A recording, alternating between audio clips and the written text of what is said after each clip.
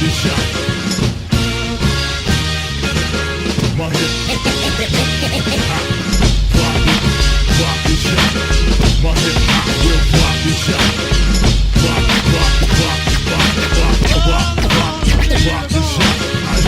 Solomon, yeah, you know me, quote, working from home, unquote, it's easy, turn a 2-day weekend into 3, see, we be within reach, TXT to MSG to BP. All right, ladies and gentlemen, thank you for once again tuning into the Screaming Boy podcast. This is episode number 28. Number 28 in season 2, or that we are in, or whatever season we're in. We're sporadic, so we do our own thing, so don't judge us. Tonight, we have, or today, or whenever you're listening to this, if you're listening to it live, I'm very surprised because I did little to no advertisement for this, so if you stumble across it, welcome. But if you're listening to this on iTunes, Stitcher, TuneIn, whatever, thank you once again for, like I said, for tuning in and giving us a listen. But today we're going to be talking about a little bit about Toys R Us, and a staple of every 80s and 90s child of their childhood. You remember the jingle, you remember the commercials, you remember at Christmas time, Jeffrey in his Santa hat. I think he had that, but I was a Hills kid, so Hills is where the toys are. That's why, anyway. So I've got a panel of experts in the toy area, the 80s, 80s, 90s, and toys.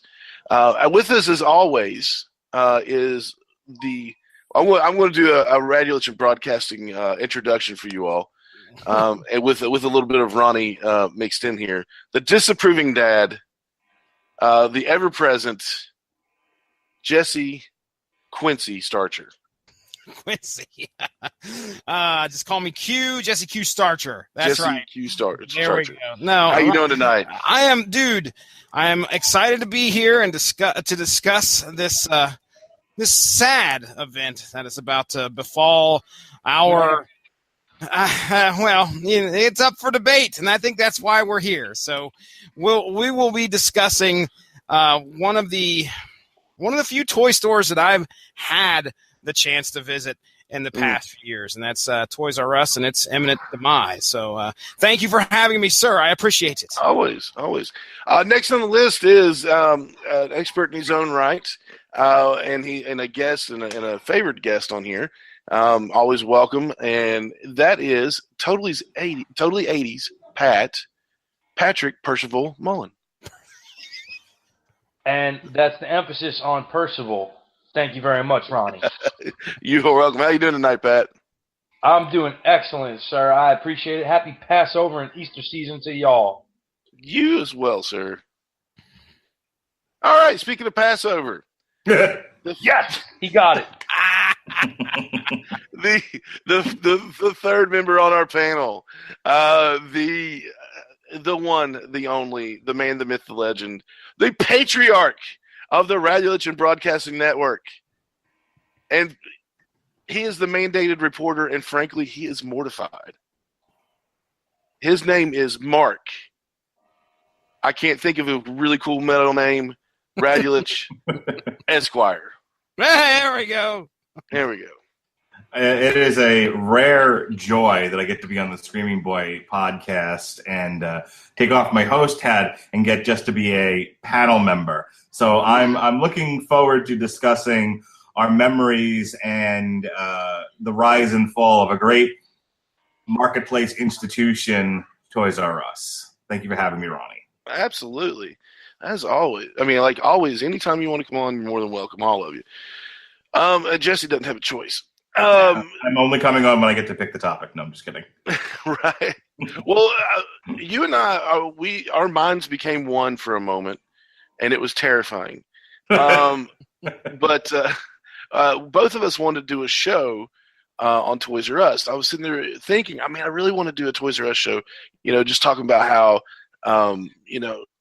my childhood memories of it and everything and how it's going out of business. One of my best friends, from back in the day, who actually lives up near you, Jesse, he he was a manager at Toys R Us, overnight manager. He knew Chris Parsons before he was Magnum CK. Oh, no kidding.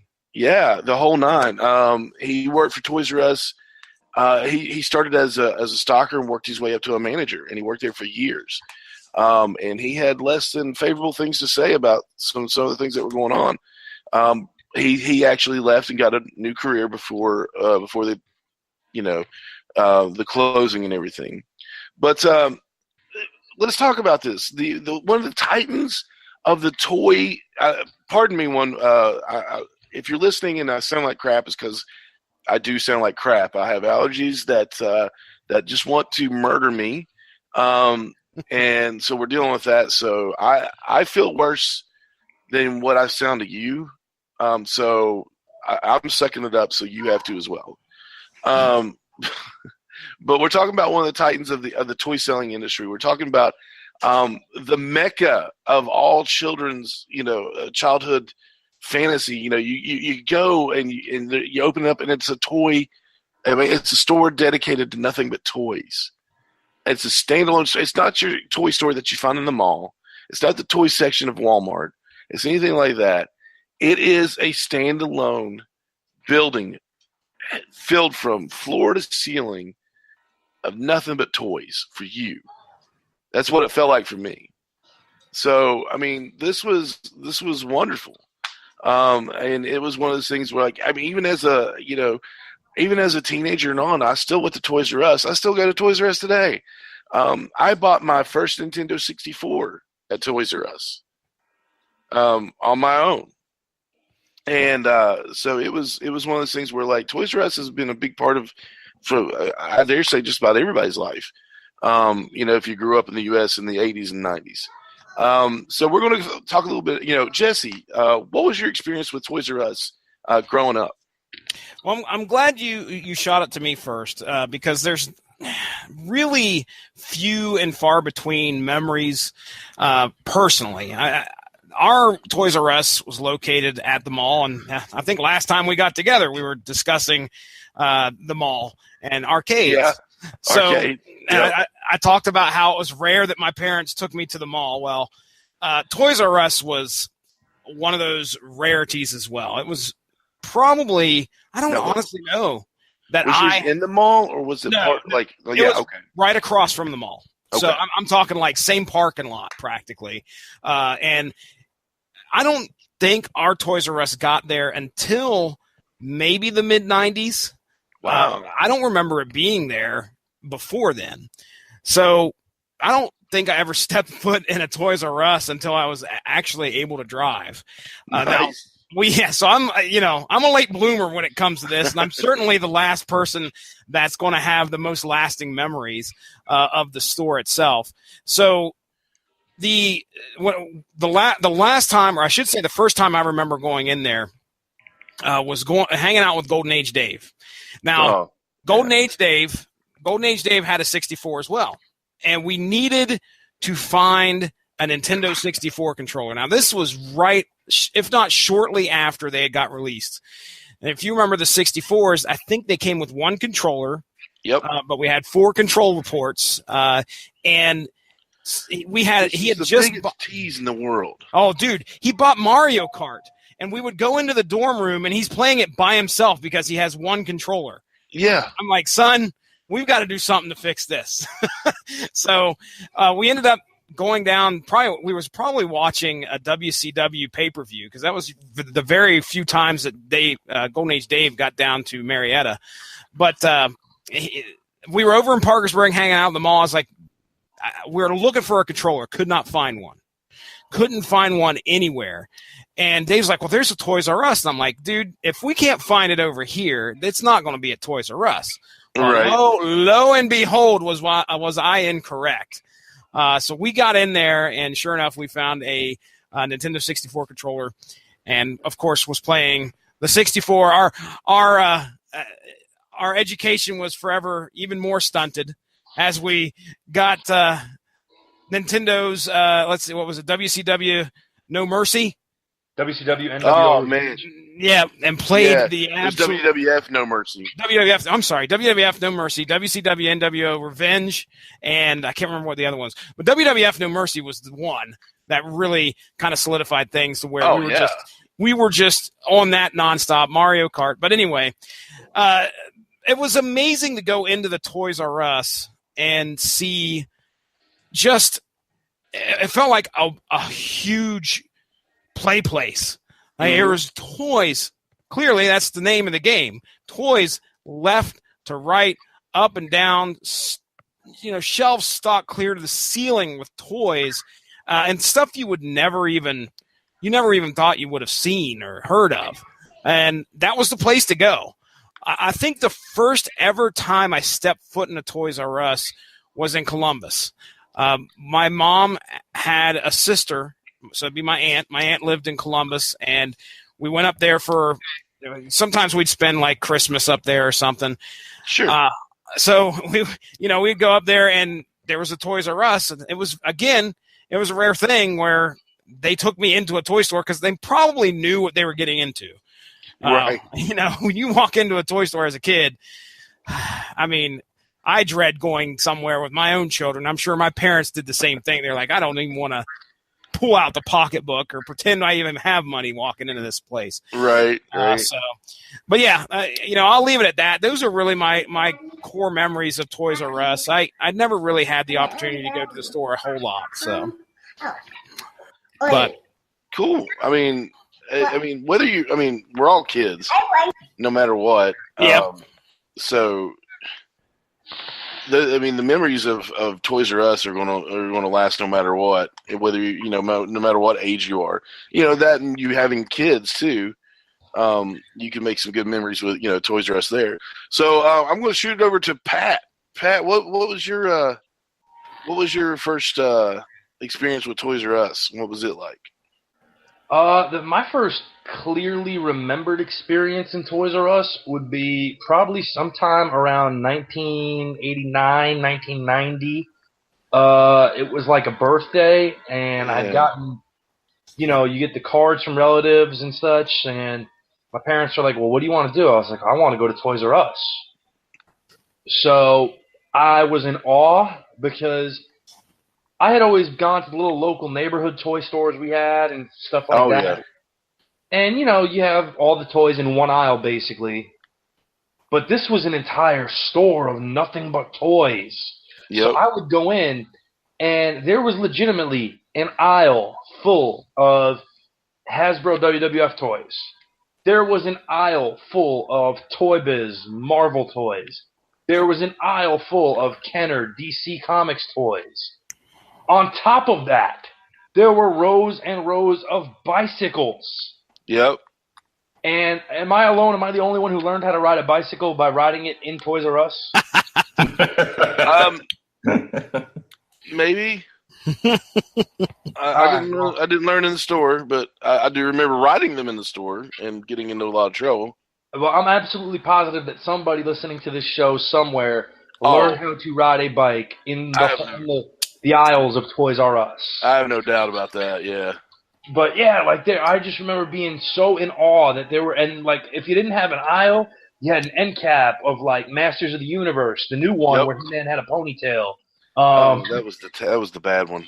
The one in space, yeah. Or you had when toys were getting clearanced out, they had an end cap of them. So when they stopped showing Thundercats, they had all the Thundercats stuff on an end cap on clearance. And I just remember, I don't care what was going on. All I ever wanted to do was be there and just be consumed by this. Yep. So, my first time, I was just in awe of everything there. And I had a fairly large Toys R Us as my local Toys R Us. It was in a location in Brooklyn called Caesars Bay, which was a huge shopping center where they also opened the first Kids R Us in that location. So Toys R Us was there, Kids R Us was there. There was Models. There was a whole ton of stuff there. Hey, Pat. Yeah. Gotta go to Moe's. Gotta go to Models. Gotta go to Moe's. Models. Gotta go to Moe's. Yeah, there was all that stuff in this one centralized area. We're left out. Ronnie, I don't have a Listen, New clue what you're Yorkers. talking about. I don't know Yeah. what the hell they're talking about. Modell's is one of the last standing sporting goods stores that's left, and it's real Oh. big here in the upper northeast of the U.S. That was their jingle. Yeah. That's why I wanted to know if Pat. I wanted to see if Pat remembered it. I figured it was their jingle because you were Well, we singing. were hoping, or I didn't he think was you just- made that up on the spot. I just decided to start singing something random all of a sudden. I was gonna be really impressed if you did make it up on the spot. I was like, wow. Hey, Pat, let the bodies hit the floor. Come on, sing with me. No, I'm just kidding. Hey, Jonas, this man died in his own vomit. Let's dance. Aw. Aw. That's what happened. Aw. Right, so talking This- about this- toys and kids and drowning in vomit. Yeah, this whole section's getting edited out. But then besides that location, the other closest location to me was what they called the flagship store in Times Square. And Yep. the flagship store in Times Square in Manhattan and New York was unbelievable when they opened it. And I first went there when I was like 12 or 13, the big Freaking store, but bears. they had like a full on like wheel, like a Ferris wheel in there. They had Jurassic Park set up for girls. They had a life-size Barbie house. Like, it was insane, the money they put into that place. The And of T-Rex. course, they had a live T-Rex robot, which was crazy. And that was the first store where they had, to my knowledge, the video game demos that you could play, which also, during Christmas season of 2001, made me violently ill, but that's another story. Yeah, okay.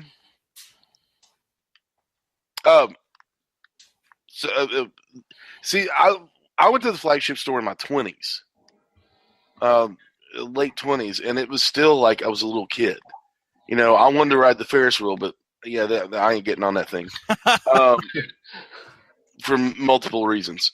And you know, the T-Rex, it scared the crap out of me, but I was smiling the entire time because that thing comes down on you, you don't even realize it. It was amazing. And then you know, the whole, I mean, like the way that they have everything set up is just like, it's like Disneyland or Disney World. Everything has their own section.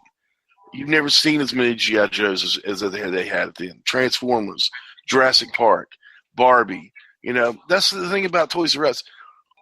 Toys R Us is one of the last toy stores or toy. Whoa. Right on.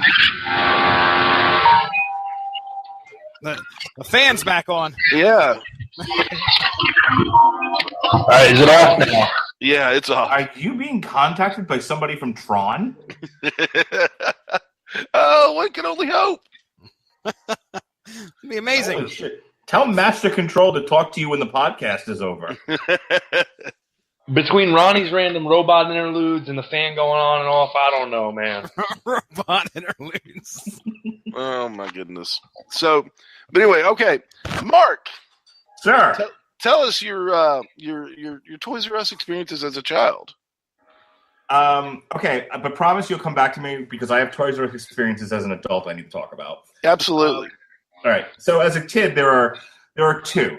One, to bribe me to do my schoolwork and to come home with report cards that were appropriate, that met the expectation of my parents, which was basically I had to get all A's and B's, or I was going to get punished.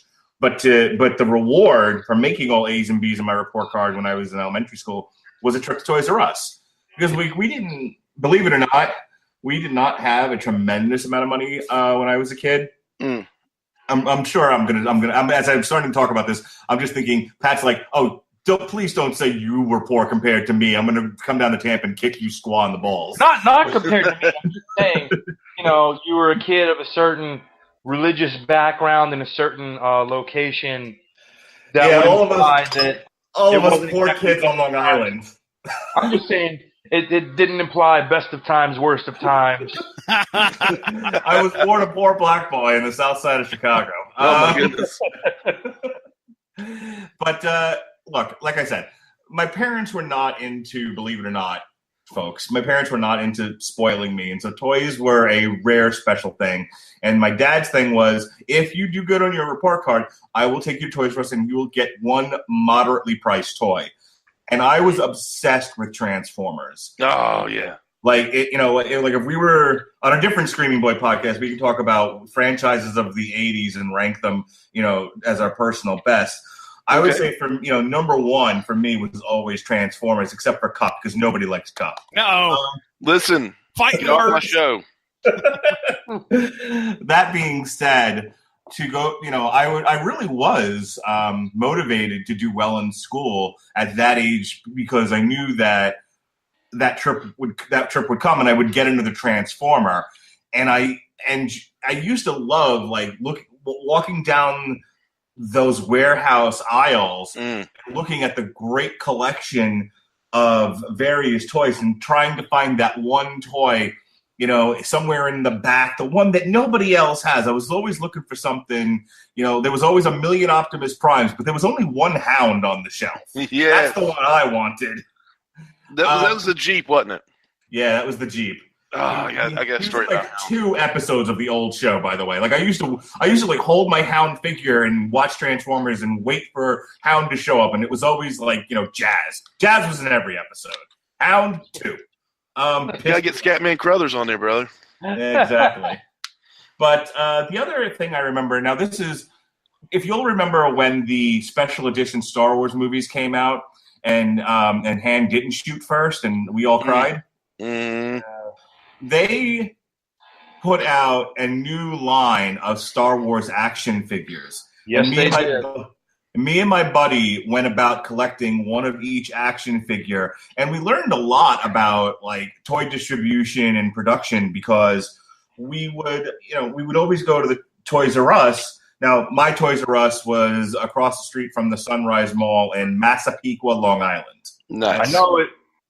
That was my Toys R Us. And we would head down there. It was, of course, the other reason being was it was right next door to the Tower Records. Rest in peace. So we would make a trip out of it. And we were starting to talk to the Toys R Us people, because why is it we can find 106 Princess Leia's and 200 Han and Luke's, but we can't find, Greedo or somebody. We couldn't find these rare figures, and they're like, you got to get here Tuesday morning when the store opens. Oh, yeah. Because that's when the collectors showed up and snatched the hard-to-find figures. We're like, oh, okay, And I remember my friend was like, I'm there. And I'm like, I have to work. Fuck this game. And that was the end of my collecting Star Wars figures. But I vividly remember those trips to Toys R Us, trying to find rare figures. I heard just real quick. I heard a great story about a guy who worked at Toys R Us, and a couple of their friends were. Ronnie, you're going to love this. They would bring in the pops, and there was always the guys that were coming after the chase figures, I think is what he called them. Yep. So as they're unloading whatever onto the shelves, they realize that one of the things that they're unloading is a chase figure. So they take it, and the night before, these chase figures are getting unloaded and the guys are going to show up the next morning, then they go in there and buy the chase figure and then super glue it to the ground in the middle of the aisle. Fantastic.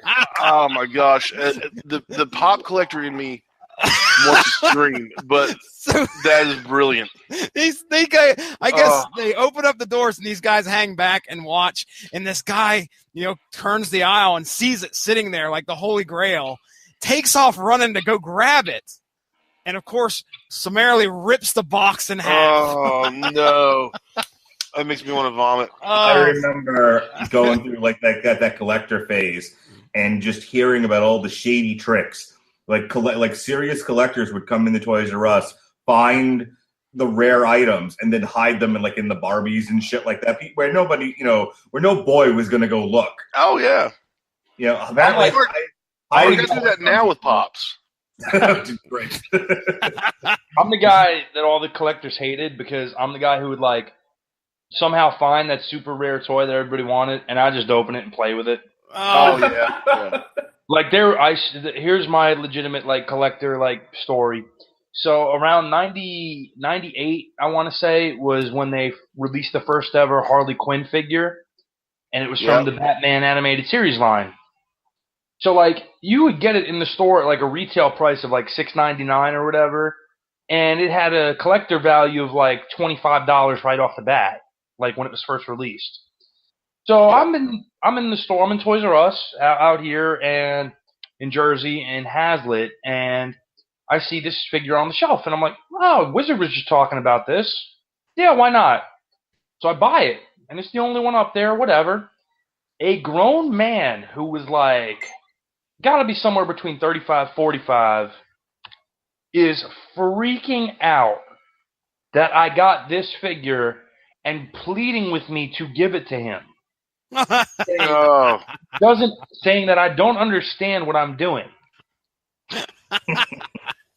And I said, sir, I've seen every episode of this cartoon show, and I've been an avid Batman reader since I could read. I full well understand what I'm doing with this, and as soon as I get home, she's going to have Robin kidnapped, and Batman is going to have to come to the rescue, sir. Yes. Eat it, old man. Well, collecting, I collect. I don't collect a whole lot other than Pops right now. And speaking of Toys R Us, there is one. This is like the holy grail for people right now. They've released a special edition flocked, meaning it has fur on it, fake fur, like the Moss Man, kind of deal going on. Jeffrey the Giraffe. Oh wow! Only to Toys R Us. I went into Toys R Us the other day just looking to see what was up, and I thought, well, we'll get into that later. And I asked the guy, I was like, I'm just here, looking at Pops and different things, and he goes, yeah. So we got a few left, stuff like that. I was like, yeah, you got very little left. We were laughing. I said, on the 25th, they're supposed to be releasing this Jeffrey the Giraffe Pop. And I said, is there any chance you might be getting a few of those in? And he looked at me and he just laughed. He's like, not a chance, dude. I was like, really? He said, yeah, not a chance. I'm telling you, people on here buy 4 and 5 of them at a time and immediately post them for $50 to $75. Yeah, I'm on eBay right now. I'm looking at the prices. They're at 75, 70. Yep. So immediately. Yep. And so I understand. I just want one. I don't care about the price of that one. I really don't. You just want something to hang on to from your childhood. Exactly. Right. That's exactly right. This is something that, I got a few Pops, and I think that if I grew up going into this store and this was a special release item, I would really want to get a hold of it as well, Yeah. So I kind of understand the want for that, but is it wrong that I'm hearing Richard Marx in my head singing "Hold On to the Nights"? No, not at all, sir. Never wrong that you hear that in your head. I think it's wrong you're not singing it right now. Right. I know you said Richard Marx, but all I can think of is "Never Gonna Give You Up." Never gonna let you down. Damn it! It's Rick Astley, Marx. Completely different. I know it's completely different, but it's what jumped in my head, sir. Mark just rickrolled you. But yeah, I've almost gotten to physical altercations over these Pops. I'm like, dude, it's not that serious. Back up. And it's like, if you like this one dude, off topic, FYE had these special edition Pennywise the Clown Pops with the teeth bared and all that from the new It movie. Now, I'm a big fan of the old It movie and the new It movie. The old one with Tim Curry was honestly what started my fear of clowns when I was a kid. Uh-oh. What got me over that was watching again and realizing how ridiculous of a movie it was.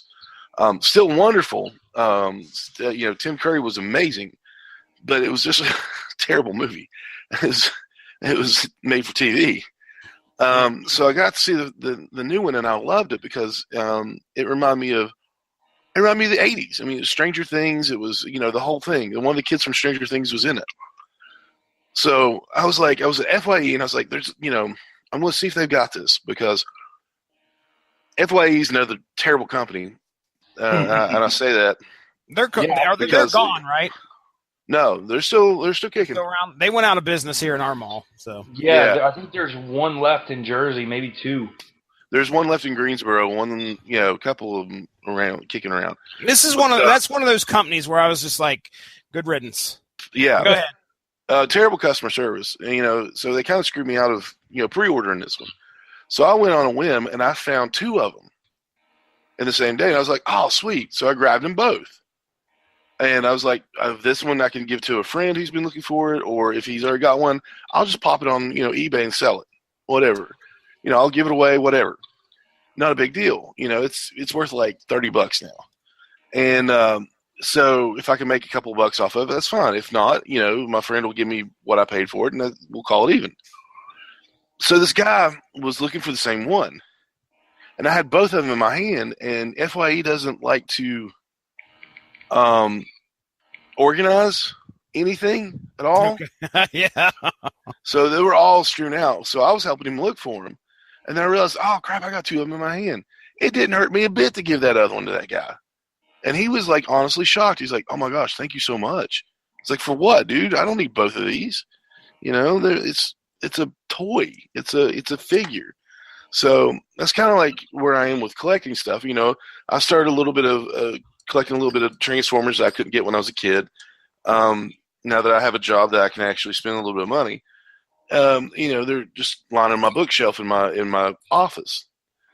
And so it's just one of those things where I'm not willing to pay $40, $50, $60 for something. But, if it's something special, I may. And I'm not going to fight somebody over it. And I think gluing one of them to the floor is hysterical. Even though I collect them, and inside I kind of want to nerd rage on them. You don't understand what you're doing. Well, dude, if somebody did that with Spider-Man 129 or something, like if I ran, oh my gosh, there it is, and you go and grab it, and the whole cover comes off the comic and rips in half. I mean, I would fall to the ground. I know you would be in tears and it would be horrible. I would hope that I would be right there to laugh my ass off at that. Yeah, I mean, it's like again, like when they released the Rocky toy line in like 2006 or so, when the movie Rocky Balboa came out, those were like figures I was anticipating buying, a couple of them, because I thought I was always a fan. So I would go into Toys R Us to pick up those. And I looked at one of the figures and I laughed at it because I was like, why would you ever do this? Yeah. Do you know what figure it was? The meat. It was the meat, wasn't it? It was absolutely the meat. And it was like, that was like the cheapest one. It was like, I think all the regular figures were retailing somewhere around like $12.99. The meat was like $6.99. Yes. Go on Amazon and look at how much that meat costs today. It's probably like close to $100 now. Amazon's listing it as $54.99 right now. For action figure of meat. Perfect. The meat. Work the meat. But Ronnie, I know. Oh, sorry. Go ahead, Pat. No, go ahead, Mark. I was going to move on to something else, but go ahead. I was going to say, I know I tease Ronnie all the time about collecting pops, but my daughter's got two of them. She's got an Alice in Wonderland pop, and she's got a Poison Ivy one. And are they out of the box? She's 7, so figure it out. Oh, you son of a gun. No, I've got 3 of them out of the box sitting on my desk at work. Dude, she's a kid. They're figures. She plays with them. I own one pop, and it's out of the box, and it's Macho Man Randy Savage. Nice. That sits on my desk. Oh, yeah. But, okay. Well, before we get super off track, which we already are. Yeah, but it's fun. There's 2 Toys R Us specific things I really want to bring up because we have to talk about them. One would be the Wish book. Now, that was more of a Sears thing, wasn't it? No. Toys R Us had the Wish book. Huh. Are we talking like a service merchandise? Are we talking like a service merchandise catalog, or because that's what I remember as a kid? It was. I was watching a few things today, and they were talking about that. That was, and Ronnie, it might be one of those things where we just didn't see it Yeah, I didn't have it. Because we didn't have one in our area or close enough to our area anyway. We're doing a podcast here, if you don't mind. I'll be back. Nice. I just remember this. I just remember the Sears wish book. I don't remember the Toys R Us one. Oh no, Mark, do you remember that? Vaguely. Yeah, it was basically like a 50 to 60 page catalog that you would get in the mail, not addressed to you personally, but like, you know, resident of whatever. And it was 50. Oh, resident had Ronnie Adams written all over it. Yeah, I figured. But it was 50 to 60 pages of stuff that they had and stuff that was coming for the Christmas season. I could almost guarantee that if we had that sent to the house, it was. So like I said, my problem is the Sears catalog and the Service merchandise one were the ones that I remember vividly looking through, like spending hours looking through these catalogs. And I can remember like my excitement of, you know, turning each page, like, oh, what new toy is going to be on the next page? How cool they're going to look. Hang on. And then like you get to the sporting goods section or the like men's clothes. You're like, I've run out of nude pictures in the porn. But, you know, it's so funny because like I watch my daughter now like flip through like the American Girl catalog with the same amount of enthusiasm and intensity. I mean, she looks at that American Girl catalog like she's studying for the SATs. That's amazing. That's amazing. Well, like the book though, like the best part of the book was that was at one point in time your only resource to see the new stuff that was coming from the toy lines you already liked. Like this would show you what like the Stratos from Masters of the Universe toy would look like before you ever even knew it was coming out. Yeah. Or it would show you the new line of wrestlers that were coming out from Roseanne or Hasbro before you even knew. Or like if there was like a play set, it would show you the play set. It would show you new bikes that were coming in. It was unbelievable. I would say that one of our highest rated videos, Ronnie, when we were starting to do some of the stuff on Google Hangouts and YouTube and source material, was one where me, you, and Justin and the guy from our good buddy, help me out here. Why would I forget his name because I'm put on the spot? But our good buddy from the toy thing that's on Facebook. Is that general enough? Yeah, there you go. Are we talking about Dave's All-American Comics? Yeah, Dave's All-American Toys and Comics. Anyway, one of the highest, most viewed videos was us just going through like 1980s wish books. Yeah. And that people love that stuff to this day, looking at those toys, flipping those pages and checking it out. There's a great website that's just dedicated straight to the Sears wish books. You can go back and pick any year and look at it page for page in PDF format, if I remember correctly. So check it out, ladies and gentlemen. It's a way to go back down the old nostalgia road there. What's up, Mark? At Christmas time, I usually spend the entire like Christmas Day and the next day at my in-laws. We used to actually sleep over there because Christmas Day would start because even though my brother-in-law was in his 20s, he still acted like he was 7 years old. And we started Christmas morning at like 5 o'clock in the morning. Now part of this is because my in-laws tend to spend thousands of dollars on Christmas, and it takes a few hours to dig through the piles of presents. It's ridiculous. But like I said, I spend the entire week, the entire couple of days at my in-laws, and one of the things that I have found that I still enjoy doing is now we don't really have catalogs anymore, the age we're living in, but we still have flyers. You know, we still have the inserts in I'm going to say something you might not know what I'm talking about because it's becoming extinct, but the newspaper, the physical newspaper. My in-laws still get the Tampa Bay Times, and in the Tampa Bay Times, there's an insert for like Walmart and Target or whatever, and I still flip through the toys. I still enjoy looking and seeing what toys are out there. Having kids, I'm interested to see what's there for them to play with and what they like to play with, and I don't know. I still get a rise out of just looking and seeing, what in the world, what's being made in the world. What do the kids play with now? Well, yeah. One of the highest paid, or I guess I should say one of the highest rated YouTube video or YouTubers out there is just some lady that opens up blind bags and looks at toys. And the reason that is because kids, and it's not news, it's not paper anymore. It's all watching it on their phones and checking out the new toys that way. But it's just looking at what's coming up toy wise. It's still a very popular thing. It's just the method is different.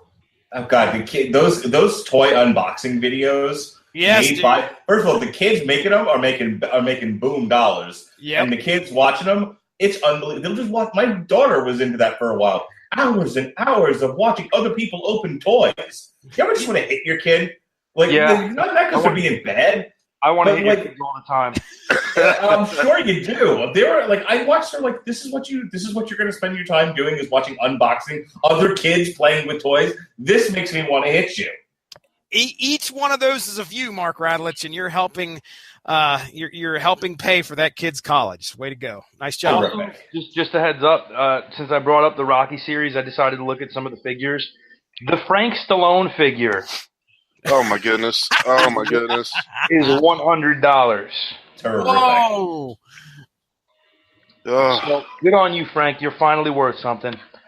The other thing, we're talking about wish books, but there was one other thing I wanted to bring up. Now, we live in the age of the gift card or the e-gift card. Yep. Before there was such a thing, you could go to Toys R Us and get what's called Jeffrey money. Yes. Yep. Now, funny Ronnie, money Jesse, you guys funny might money, as we say in the strip club world. Yeah, you guys might not be familiar with this, having not really gone to Toys R Us all that much, but there was a thing called Jeffrey money, and basically what it was if you needed to get a gift for a kid or something, but you wanted to seem like you care and put some thought into it, you would go to Toys R Us and you would say, yes, hello, I'd like $50 worth of Jeffrey money. And you'd give them $50 at the customer service desk, and they would give you a $50 bill with a giraffe on it. And Toys R Us basically started the in-store currency brand that so many stores do now, where before there was gift cards or gift certificates, there was Jeffrey money. That's good branding. I mean, when you put your you put your giraffe on a dollar bill, I mean, you can't beat that. That's good stuff. I mean, the kids are definitely going to be excited as soon as they see it's Jeffrey on a $50 bill or whatever. You know where you're going, money. and you know what you're getting, and you're Jeffrey excited. money in the air like you just don't care. Make it rain. You know what? The funniest part of Jeffrey money was that if you notice on one particular birthday or Christmas or what have you, that one year you got a lot of Jeffrey money, and then you never got it again. Mm-hmm. Because you had the one relative that said, oh, yeah, I'm going to pick this up for him at Toys R Us. You'd have the other relative say, oh, yeah, can you do the same for me? Yep. And that was the end of it. So you'd get, 5 or 6 greeting cards with, like, each of them anywhere from, like, if you had a sucky relative, $10 Jeffrey dollars. Right. If you had an awesome relative, like $50 to $100 Jeffrey dollars in it. Just as an aside, can we all agree that the one relative, usually an aunt or a great aunt, that gave you a bond for your birthday or for Christmas, you just wanted to kick down a flight of stairs? Yeah, like, oh yeah, this will be awesome when I'm 23. I'm 6. I can't process that. I don't even know what this process that. Oh my gosh. I remember getting a bond from the first time from my great aunt Pat and turning to my parents going, what the fuck is? I'm sorry. Damn it. That's 2. I've already been given a warning. That's why I'm censoring myself. We've officially gone into rated R territory. Not All surprising. right. For the sake of editing, 3, 2, take. I remember turning to my parents and being, "What in God's green earth is this? This looks like weird money?" And they're like, "Here, we'll talk about it later. Don't Yeah, right. Yeah. don't be unappreciative." It was the pink bunny or the pink bunny suit moment in Christmas, Christmas Story. Yeah. Yeah, except worse. This will be great. I can't process this. I'm 6. Yeah. And then, oh man, like forget if you like accidentally like spilled something on one or whatever. Oh, it was the end of the world. That was your college education going down the drain. Like that. No more interest now. That $25 bond you got when you were 6 now is worth $32 at $24. That's awesome. It went down. My favorite thing was the explanation of, listen, I know this doesn't seem exciting for you now, when you're 6, but when this matures and you're able to cash it in your 20s, it's going to be worth a lot of money. And then, like, that day finally comes, and it isn't worth nearly as much as you were promised. Yeah. You really are ready to just punch the nearest person you could find in the nose. My grandpa did it in secret. He didn't tell us about it. He just did it. And then one day, after he passed away, my mom was like, man, you got all these bonds in here. You're like $100 here, $50 there. And I'm like, let's cash those beasts. I'm in college. I need some money. Yep. And so I was thankful for it then. I didn't even get mine until after college. How bogus is that? I was in college a little longer than most. I was not. Yeah, I was just like, I should have been a doctor with the years that I went. But yeah, I pulled a full-on Tommy boy. Yeah. A lot of people go to school for 7 years. Yeah, they're called doctors. But yeah, Toys R Us, man, because I just remember. I remember all the other toy stores that were cool. You mentioned the local toy store. We had one toy store that it lasted a pretty good long time. Down in Chapmanville, West Virginia, a small town toy store. I remember getting $5 for doing some yard work when I was a little guy. And probably didn't do anything. Probably put like some leaves in a wheelbarrow or something. And my dad gave me $5. And I was like, let's go down to the toy store, man. And he's like, all right, let's go. And I bought absolutely nothing because they were so expensive there. But I was looking at this, Batman, the Batmobile, for the old school, DC, superpowers, Oh yeah. thing. And, it was like $20 and I was like, well, that's a lot of leaves. So, we'll go with this little mask figure over here that doesn't do anything. But, 4 points of articulation. No points of articulation. But so I did, I got that. We had that toy store, and then you had KB Toys and a few other toy stores that were mostly in malls. And then, and then there was this one place that I never really went to in Huntington because we never really went to Huntington, West Virginia when I was a kid. It was always Charleston. It was called Children's Palace. Yeah. Yeah, and it had it seemed like the place other than Toys R Us because it had the castle. What's it called? The things on the end that you look off of them and throw lava onto people and stuff. I mean, boiling oil. I won't call them turrets, but they're not. Trebuchets? I have no idea. No, it's the top of a castle. Okay. Anyway, I know where you're at. Yeah, okay. Yeah, we'll go with that. But it was wooden. I found that out when they tore down Children's Palace. I was like, well, that's disappointing. And but that was pretty cool. But they had more, than you had like in New York. They did more of the FAO Schwartz thing. Which Toys R Us eventually bought. Yeah.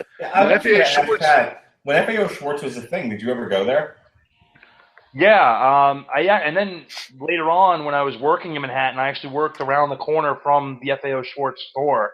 But it was one of those things where, like, if you're ever in the city as a kid, like most of the times when we went to Manhattan as a kid, it was either because we were going to Madison Square Garden to see, like, the Knicks, the Rangers, or the WWF, or, like it was one of those things where, like, your cool older cousin wants to take you out, and you end up in Midtown, seeing the sights or whatever, and you end up going there.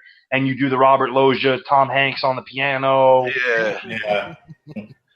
I'll tell you, but I mean, I always thought FAO Schwartz was just a world-class disappointment because it looks amazing. It looks like you're going into Willy Wonka's chocolate factory. It's like it's this amazing place of wonderment. It has like 3 toys for sale. Right. It looks beautiful though. It wasn't even that for me. It was just the toys they had. I didn't give a crap about. Like, yeah. I didn't want like a giant teddy bear that was 3 feet tall. I wanted, I wanted my Hasbros. I wanted my WWF, my superheroes, my GI my Thundercats. I've seen more toys at Ollie's than what was sold here. Like, it would be like if there was a line of toys, they'd have like 3 of them, and that was it. But boy, was there a giant slide and a 10-foot tall teddy bear. Yeah, like that was what like rich people who didn't know what to do with their money and had kids, like that's what those kids got. Like that was for them. Yeah. That wasn't for me. I was a simpleton who was just ready to book his wrestling federation with his toys and write his comic storylines and occasionally get like a catcher's mitt or something from there, whatever. I didn't want any of the crap on FAO Schwartz. I thought it was lame. All that FAO Schwartz was good for was doing the thing from Big when you did the piano with your feet. And a lot of times, all you're good for is a 5-minute scene in a movie. Yeah, and they kick you out a lot of times if you tried it.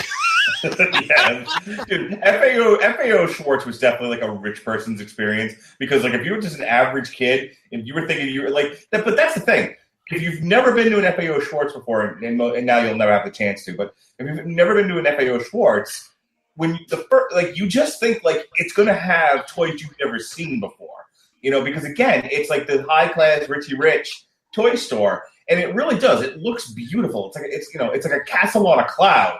And then, like, when you start to look at the actual toys they have, you're like, well, this is a huge rip. And now I'm being jostled by old Jewish women in furs. This sucks.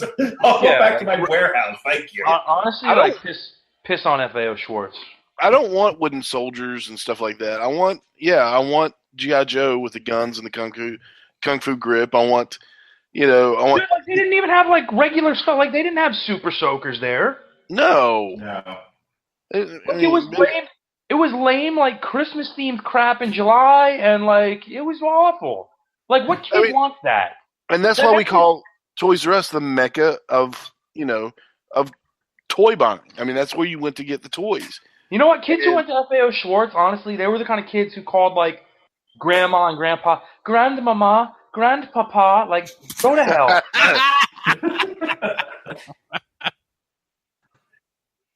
Oh my goodness! Oh, that's amazing.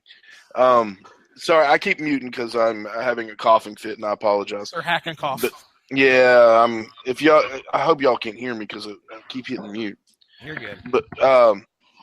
But yeah, okay. So we have, KB was pretty cool, but it was too small. FAO Schwartz was lame. And you didn't get as many toys, in your big box stores like Walmart and stuff like that. So we have the end all be all of toys.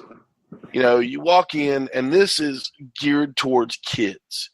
You know what I mean? You walk in and it's just, you're walking into Christmas basically. And you're looking around and you have different sections. You've got the dolls here. You've got the action figures here. You've got the Legos here. Why in God's name did they go out of business? I mean, this is something that I mean, in my opinion, is needed in the world. Every kid should have that moment, should have that one defining, whether you're a teenager or whether you're a kid, whatever, you should have that defining moment of walking into a toy store saying, oh my gosh, this is where I belong, basically. This is what it's about right here. This is great. I've had that several times. And you'll see. Sorry, go ahead. Right? No, yeah. I mean, you walk in, they should play that song every time you walk in. And by the way, that's in Ready Player One. I saw that the other night, and it is amazing. But it's one of those things where, like I said, it's needed, and every child should have that moment of walking into the store and going, "Oh my gosh, this is it. This is just for me." Why? Mark, we're going to start with you because I know you're pretty passionate about this. Why did they go out of business? The official reason Toys R Us gave for going out of business was they took out millions and $billion loans, which whatever money they did make, and there was a point where Toys R Us had reinvented itself and was starting to rehab its stores and therefore its image, and was able to actually make some money. People were still going there and buying toys, despite the other reason, which we'll get to in a second. Unfortunately, like anybody else, even if you're getting paid a lot of money, if you have a lot of debt, all that money goes to the debt and it doesn't go to anything else. I'm sure us middle class guys can all identify with that. Oh, absolutely. So Toys R Us wanted to make their stores destinations for like birthday parties and create play areas for kids to play with their toys, because that leads to people buying stuff. And all right, Jesse clearly just posted something on YouTube for me because I'm getting a whole bunch of copyright notices. Nice. Welcome back, Baby Metal. Anywho, but so that was part of it. It was, instead of being able to reinvest in their stores the way they wanted to, and really and be competitive with the internet and the internet shopping experience, all the money just went into paying the debt. And I don't know if you've had this experience as an adult with dealing with Toys R Us employees, but here's the thing, and this is going to be a broad statement, but it definitely applies to Toys R Us. At this point, if you go into a brick and mortar store to buy something, you want the people in that store to have like a specialist knowledge of the products, or at least be able to tell you if they have more of a product in the store. Right. If you go to somebody and say, hey, do you have any more of these, or do you have something like it, or hey, have you heard of this thing that I'm trying to find for my child or for somebody, or for some other kid's birthday or whatever, and they just stare at you and go, I don't know, man, whatever we have on the shelf. Fuck you know. Oh my goodness. That's 3 if we're counting. Woo! At least I'm That was trying a good to. one, too. Oh, you're trying, man. I want you to be yourself, Mark. I really There do. you go. To heck with you. To I Haiti, just like to sir. state for the record. For the record, I haven't had to be censored once tonight. It's very true. Yeah, Tell us that pirate story again, Pat. No, wait. No. That's a better guess than me. But no, 1, 2, 3. To hell with you. I'll just go on Amazon. I'll get the same level of service and not nearly as much aggravation. And I think that's ultimately the issue here. Is the whole world changed with the advent of the internet and the internet shopping experience. The fact that no longer have Toys R Us isn't carrying anything that Amazon isn't carrying. Okay, there's no reason to go to a Toys R Us anymore unless you physically want to, walk around and touch things and have that tactile experience, or maybe you need to buy a bike. Outside of that, there's no reason to go to a Toys R Us anymore, and so people stopped going because again, you didn't have that customer service experience. There was no reason as a destination to go there. Like birthday parties and things like that. I mean, there's a reason why, as much as half the games don't work, people still have their parties at Chuck E. Cheese. Right. Well, and can we talk about one of the larger entities as far as Toys R Us accruing massive debt? Go ahead. Yeah, that would be Bain Capital. Well, Pat, expound. All right, well, for those who don't know what Bain Capital is what you call a venture capitalist group. And what venture capitalist groups do is they buy majority ownership of a particular brand or a particular organization. And unfortunately, a lot of times their intentions are not honorable. What they say is they want to do this and this and this and reinvest in this, and we're going to bring the business up again.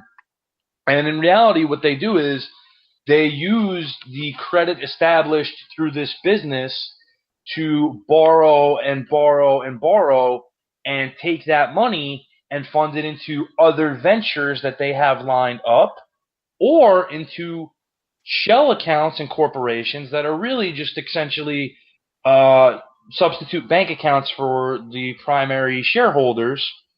And once there's no more credit left to be had or anything like that, the business that accrued all this debt is either sold outright, sold off in parts, or closed up and the former locations are sold or rented or what have you. And that's one of the things that Bain Capital is notorious for doing to businesses they've been involved in. Another example of them would be Sports Authority, which is what they did to that particular brand. Mm-hmm. So, what? Okay, here's the other question that I have, and I'll admit that I didn't do much reading on this, but why in the world did Toys R Us, being the powerhouse that they were with toys, why in the world did they need to borrow all that money? I don't know if I'm going to be able to explain it right. I mean, I watched a lot of. Can you do it without swearing? That I can try for sure, Mark. Oh my goodness! I'm sorry. I'm trying. I'm taking up for you, Mark. No, here's what I heard. This happened back in 2004, between 2004 and 2005. So I don't understand why they did it, though. I think somebody approached them and said, "Hey, look, we want to buy Toys R Us," which I believe is Bain Capital, possibly at this time. I don't have the timeline in front of me. I do know it was between 2004 and 2005 because this guy showed a timeline of their debt. Okay, and you'll see between 2004's debt and 2005's debt goes up by like $300 million, I believe, maybe even more than that. But it goes up a significant amount, and it jumps within that year because at that point, somebody comes and offers Toys R Us to buy Toys R Us. But they say, okay, well, hey, we want to buy the company from you. And in order to do that, they had to get loans from banks. Now, Pat might have just explained all this better than I'm going to, but I think it all ties in together. So they had to get this money from the banks, all right? And the bank said, well, we need collateral. So the person that's buying this says, hey, well, okay, if the collateral is going to be Toys R Us, the very thing that you're buying becomes your collateral, which then puts you into debt. Even more. And what you've got to do is you've got to try and turn this business around, make it very successful in order to pay back your debtors. The problem is that when you incur all this debt and now you are kind of in a stranglehold to where you can't take money, you're too busy paying off all your debtors in order to focus stuff on, like 2004, 2005, the internet age is there, but your website sucks. Oh, their website is a nightmare. And they said they could not funnel any money into keeping up with staying above the mothership is calling. Hello, this is Master Control. They could not stay. They couldn't take money and put it towards Pat Mullen. Is that fan on again? No, this time it's something else. I'm trying to figure it out as we go. All right, I'm bearing with it. But no, they couldn't take that money. Instead, they were paying back all their debtors, and they couldn't focus it on becoming a better competitor when it comes to online shopping, or a better competitor and put money where it was at. One of the guys I was watching today said, imagine if they could have took $400 million a year, because that was one of the figures that they threw out. They're paying debtors, I think it was a year, $400 million a year to try and stay afloat. Imagine if they didn't have to do that, but took that money and instead invested it into the business and changed things around to where they could compete. They couldn't do that. So as things progress, years go by, all they can do is just stay afloat and keep paying this debt. Now, I assume what originally had happened is a guy come to buy the business, and whoever was in charge of Toys R Us at that time sold it off. So we never saw, at that time we didn't know, at least I didn't know that was going on. Toys R Us was Toys R Us. Toys R Us remained the same brand. But all this stuff was changing behind the scenes. So this started, this whole series of events started 12, 13 years ago. And it's sad because it just continued to snowball. But it was right there between 2004, 2005, where that sale happened. That amount of debt increased dramatically, and then they just couldn't get out from under it. I think, the Toys R Us is one of those canary in the coal mine stories of if you can't properly prepare for the change in technology, the change in the consumer space, you start to fall behind, and then it's very, very hard to break that cycle. Yes, absolutely. Yeah. But I think you also hit on another key point earlier, which is the entire draw at that point. When you have online retailers like Amazon, the online variations of the company itself, like shopping on ToysRUs.com or whatever, your one key area that you can always compete with them is your service. Right. Yeah. And now, again, this is a two-edged sword because on one hand, you have people working what's generally a non-skilled labor job, so you don't want to pay them handsomely, we'll say. On the other hand, if they're getting paid minimum wage to do a minimum wage job, and they're not motivated to move up within the company infrastructure, they're not really that motivated to do that much of a job at the money they're making. Right. It goes both ways. I want to piggyback on that because I want to talk about two different shopping experiences that we can, I think, relate to now. Because again, I remember two shopping experiences in my 20s when the world hadn't changed totally yet. I mean, now, so we're talking the late 90s here, early 2000s is my early 20s, okay? I'm going to be 42 this year, just to give you a timeline. And one of the great joys of my life at this time was to go into a Tower Records, as I said before. Tower Records had listening stations, which meant, you could go, you could try out an album, and if you liked it, you bought it.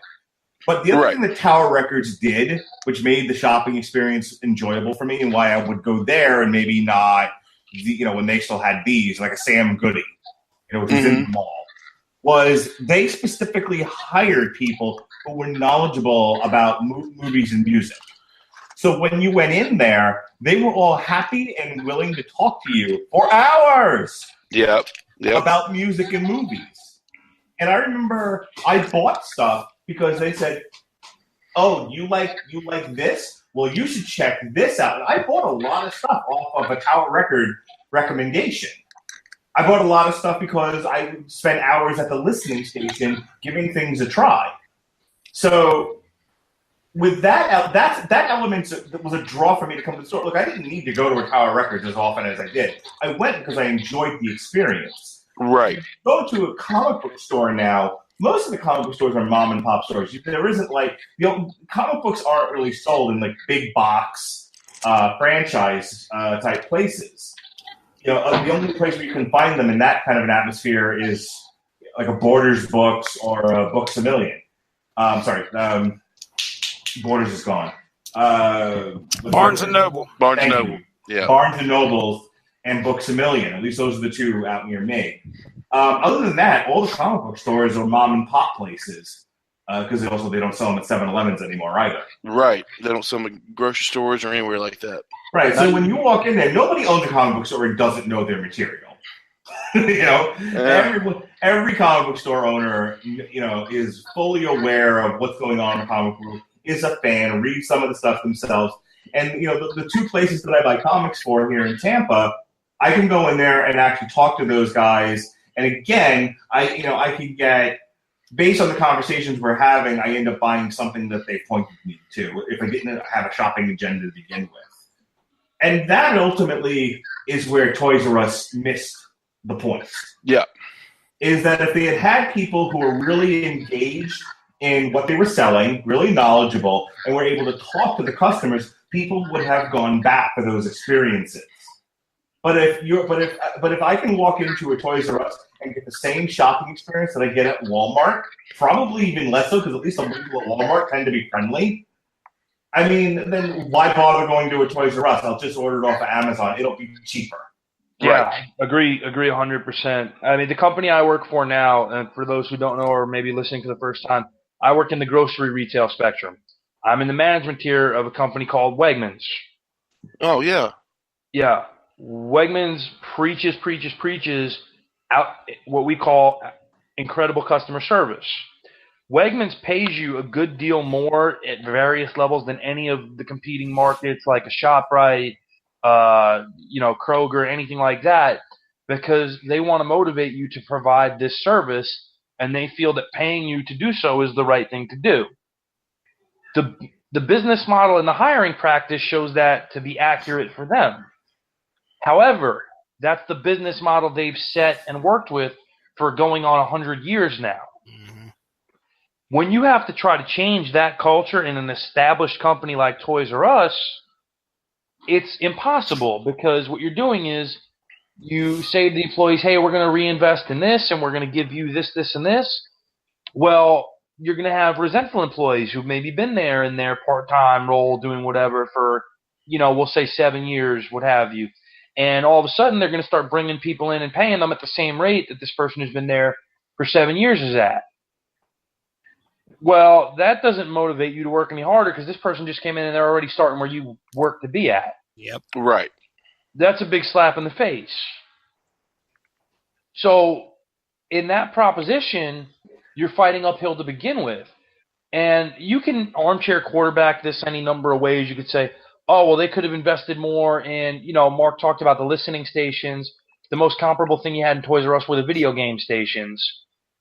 Where they would have, a console set up with a demo version of a game that come out on a PlayStation or a Nintendo 64 or a Dreamcast. Dude, how about just a play area?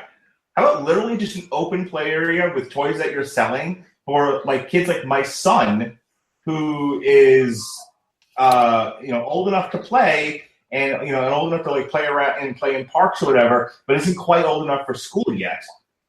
I wanted to talk about this a little bit later as far as memories and attachments to the place, but I used to take Jonas almost on a weekly basis on my days off when it was just the two of us to Toys R Us, and I'll talk a little bit about some of that later. But one of the things that would have been great for him and for me as a parent would have been if there was a free play area within Toys R Us. Well, I probably would have bought more stuff if that had been the case. And piggybacking off of that. Okay, if you go to Home Depot on a weekend, or if you go to Target on a weekend, a lot of times what they do is have an active activity involved for kids and parents to take part in. Whether it's painting something or showing them how to build something, whatever. Yeah. Or, my local Target this past weekend did an event with Hatchimals, which are like a hot toy for kids now. Yeah, they are. Yeah. Which I don't get, but whatever. I'm not a kid. I can get my daughter to explain it to you. I didn't understand it, but maybe you'd do better. Well, I'm sure there were stupid things I were into as a kid that my parents didn't get either, and they make little sense to me now. But either way, if these stores are smart enough to do these events with these toys to promote them, how could the toy flagship not come up with something to promote the toys other than occasionally one of the larger locations would have like a signing of some kind? Like I remember, like I was living in Jersey at the time, and one of the big deals was at the Toys R Us in Jersey Gardens Mall in Elizabeth. They had Sid come and do a signing. Yep. To push the WWF Jakks Pacific toys that had come out. Okay, but that was it. That was the only time they ever did anything like that. Occasionally in the city, you'd have. In the flagship store in Times Square, you'd have signings from various people, whoever. They'd have Spider-Man appear if there was a new Spider-Man toy line coming out or whatever. Or once in a while, they'd have the WWF Superstars if there was a garden show come out. But because of that area and how cluttered it was get out. It wasn't, hey, walk around and look at our toys here. It was, a push them in, push them out type thing. Yep. So it never worked the way it should have. But you look at these little, demos that Home Depot and Target do, designed for kids, and you end up buying stuff at Home Depot for a kid. You'd never imagine you would ever spend money on a kid at Home Depot, but you do. Oh, I gotta weigh in here with that. This is totally piggyback to what you're saying. I don't hunt. I've gone hunting, but I'm not an avid hunter. I don't own hunting equipment or a gun. Same thing with fishing. Love to go fishing. Don't own a rod or anything like that. I kind of rent stuff when I go on a boat or whatever. But we go to I can't remember anything tonight. The big hunting. Bass Pro Shop. They opened a Bass Pro Shop in about where I live in the suburbs of Tampa. We go constantly. Want to know why? There's fishing events for kids there. My kids love that. Every year, we stop going to the mall to the mall to see Santa. We go to Bass Pro Shop to see Santa.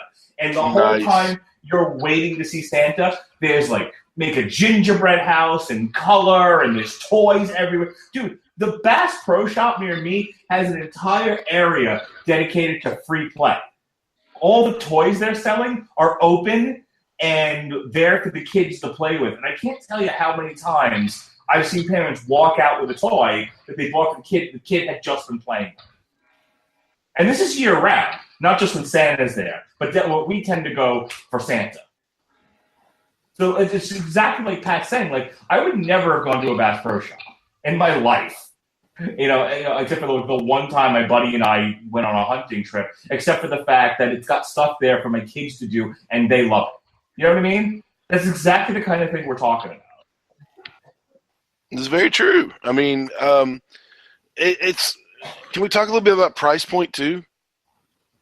I mean, was it me, or does everything just seem way more expensive at Toys R Us? Yeah. I think by comparison, when everything is marked down at Walmart. Well, dude, listen. I went in there just 2 weeks ago because, hey, the buzz is going around. These stores are going to be closing. Maybe there's some sales. I don't know. I just want to go take a look. I haven't been in one in forever, so I was like, I'll go check it out. I was waiting for my daughter to get done with the movies at the mall, so I just drove up there and walked in. And my, I was immediately displeased as I did not see any sales. I was like, okay, well, the news just hit, so maybe it'll happen later on down the line. And I'm looking at toys, and I'm like, nope. No, I'm not buying that small, tiny, teeny Lego set for $10. Yeah, right. I'm just there was stuff in there that there was no way that I'd be convinced to purchase in any way at that time. So I think the last time that we were actually at Toys R Us to buy something was when my daughter was given a gift card for her birthday. So even then, I didn't have this pool to go there because of price point. There was at no point in my life if I said, I've got to get to Toys R Us. They've got this stuff cheap. Never happened for me. It's just never happened for me. And maybe that's just because I never got there enough to understand that there was a lot of things that you normally couldn't find. But I could find things easy enough on the internet. And it's funny, too, because Toys R Us used to be the place to go to beat price point competitors. Like, again, talking about how we had one major Toys R Us in all of Brooklyn, which I'm not trying to minimize, things, but at one point in time when it was recognized as a city, Brooklyn was the 4th largest city in America. So you have one Toys R Us location there that's a major Toys R Us location.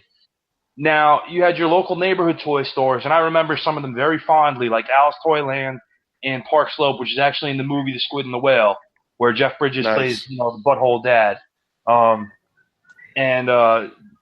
There's that store. There was a store called Platt's. There was a store called Save on Fifth, where you could get a lot of the toys that you wanted, but your parents ended up paying like 2 times the amount that they would have got it for at Toys R Us. Not impressed. Yeah, okay. I told you I was collecting a few Transformers and things like that. Pops, the Pops are like $11.99 or something like that which is about, par for the course, give or take $2, both ways. Transformers, they had this one set, it was kind of from the movie, and it was like the battle. Oh, jeez, I can't remember. It was like the junkyard battle. Oh yeah, and it was three figure set. It was Hot Rod, Wreck-Gar, and Scrap Heap. And I was like, oh, that's awesome, And I looked at it. It was $74.99. $74.99. And I was like, you got to be kidding me. There's no way, and I understand that, I'm walking into expensive territory when I look at Transformers. Absolutely. I mean, it's crazy expensive. But there's no way that $74.99, these are worth $74.99. So, I just got a wild hair and started looking, and I got on Amazon $34.99.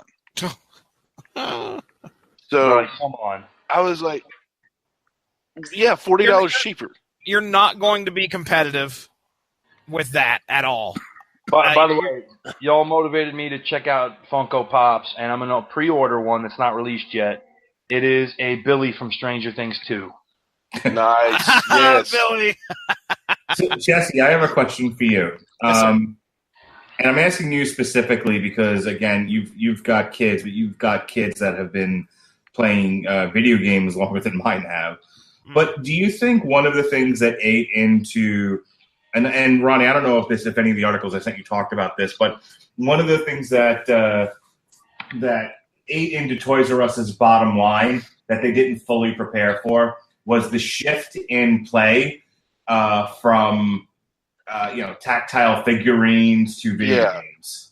It's a great question because that was where I honestly was going to go if Ronnie threw it to me in regards to what I think may have had a hand in its downfall. I, as a father, have learned quite a few things over the last 12 years. One of which is at about year 5 with your first kid, you start to realize that you're running out of space. Yep. Okay, I get it. There is a lot of toys. And then you start to think to yourself, what does my kid play with most? Because 80% of this stuff has to go. What does she play with the most? So kid 2 rolls around, Caleb, and we run into the same situation. Kid 2. And I'm like, okay, I really need to sit down and watch and see what these kids do to pass the time and figure out what we're going to get rid of. Because, again, even though we wanted to do that with kid number 1, we didn't really do it as well as we should have. Well, okay, so here was what I noticed. Specifically Caleb, my first son would not put his, whenever we got a new iPhone, we gave him the old one so he could watch it. That was in his hands, and the Xbox controller was in his hands.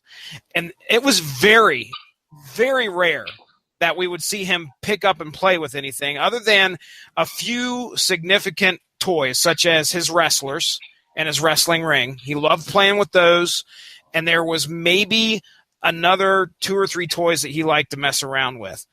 The rest of it, dude, was honestly video games and tablet or phone related. So those right there are significant investments when it comes to, like, my kid can get an app. Okay, my kid can get an app on his phone or on his tablet, and he could spend hours playing on that app and have a good time. Not only that, he can watch Netflix on there. He can watch Hulu. He's got TV, all that stuff. So that's all keeping him occupied.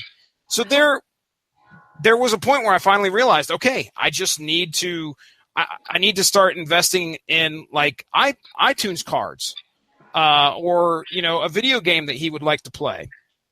And he would be set for like months and not do really anything else. I honestly could not tell you the last time he picked up one of his wrestlers. It's been quite a while. He's been mostly playing Roblox, or he's been playing Fortnite, and because we got him an Xbox, and he just loves it. So, I'm not going out and buying physical toys anymore. I'm not picking up those figures for him. Now, me, on the other hand, if there's something that's very nostalgic, I might find it in my heart to buy it. But I honestly am buying it secondhand. Well, and let's talk about the difference in terms of, what figures, not to sound like the old codger, but what figures cost then and now. Mm-hmm. You're talking, I go into Walmart, my local Walmart, and I see WWE figures that they have on the shelves, and, like, there's different kinds. But like your main line of WWE figures, I guess you'd call them, they retail about $12.99 a piece. Yep. When, I was collecting Hasbro's, we'll go with, okay, because that's the longest time I ever spent collecting figures and playing with the WWF Hasbro line. Still my childhood favorite, but those figures were $3.99 a piece. Yeah. Now, yeah, they were smaller. They didn't have all the points of articulation, whatever. But literally everything that is being done with these figures now is the same stuff we were doing in 1990, 1991. Mm-hmm. The same thing. You're putting on matches. You're, doing interviews. You're playing with the figures and making your own wrestling show happen. Okay? They were $3.99. They have quadrupled in price. And that's a big swing. You're talking 4 of those figures equals 1 of the current runs. Like, yeah, I get inflation. Yeah, I get things. That doesn't add up. Well, the largest amount of wrestlers that we got, I think, was completely secondhand. And I really hope that the person that originally bought these did not buy them all brand new, because we got a huge crate full of them. And I was just sitting there thinking, like, if this person bought them brand new and went to Toys R Us, they would have spent a fortune. And compared to what they sold them to us for, I mean, it was pennies on the dollar, legitimately pennies on the dollar. So, again, price-wise, you're not selling me there, because I don't want to spend an arm and a leg to get a toy that me personally, I don't think is worth that.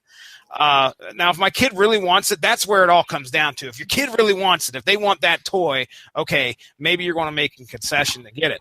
But honestly, the video game thing, I believe that is a big portion of why kids aren't buying physical parents, I should say, why parents aren't buying all that physical stuff. Now, Colton's a different breed, because that boy can play with his Legos and he's got a mind of his own. But I honestly don't recall Kira sitting down and playing with her doll babies for hours and on hours on end like my son Colton does. So I don't think that Colton is a good representation of what most kids are out there.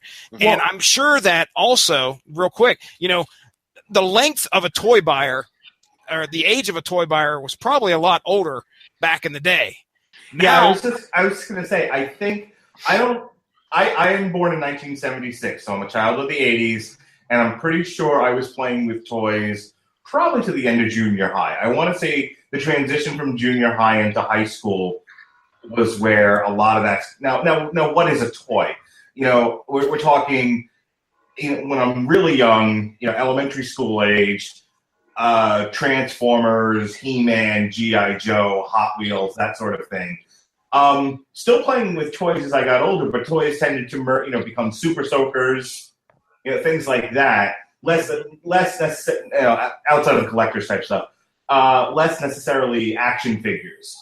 Now, as you're saying, my daughter's a really good example of this. This past Christmas, it was very, very hard to, Legos aside, because Legos I'm finding out are there's no age range. They're universal. Yeah, they're pretty universal. I got a Lego for Christmas. I got a Lego Darth Vader, which I built and is currently on my shelf. I'm just thinking that's like my one contribution to the Pops conversation. I built my own Lego Darth Vader, and it's currently in my living room. God, I'm just like the only kid who never cared about Legos. I'll tell you, I care more now as an adult than I did as a kid. But Legos aside, because both my kids are really into building with Legos, and like my daughter is sort of like a savant when it comes to Legos. But it was other than that, she has about 1.2 billion Barbies. So we decided no Barbies for Christmas this year. This past year. She still play with them?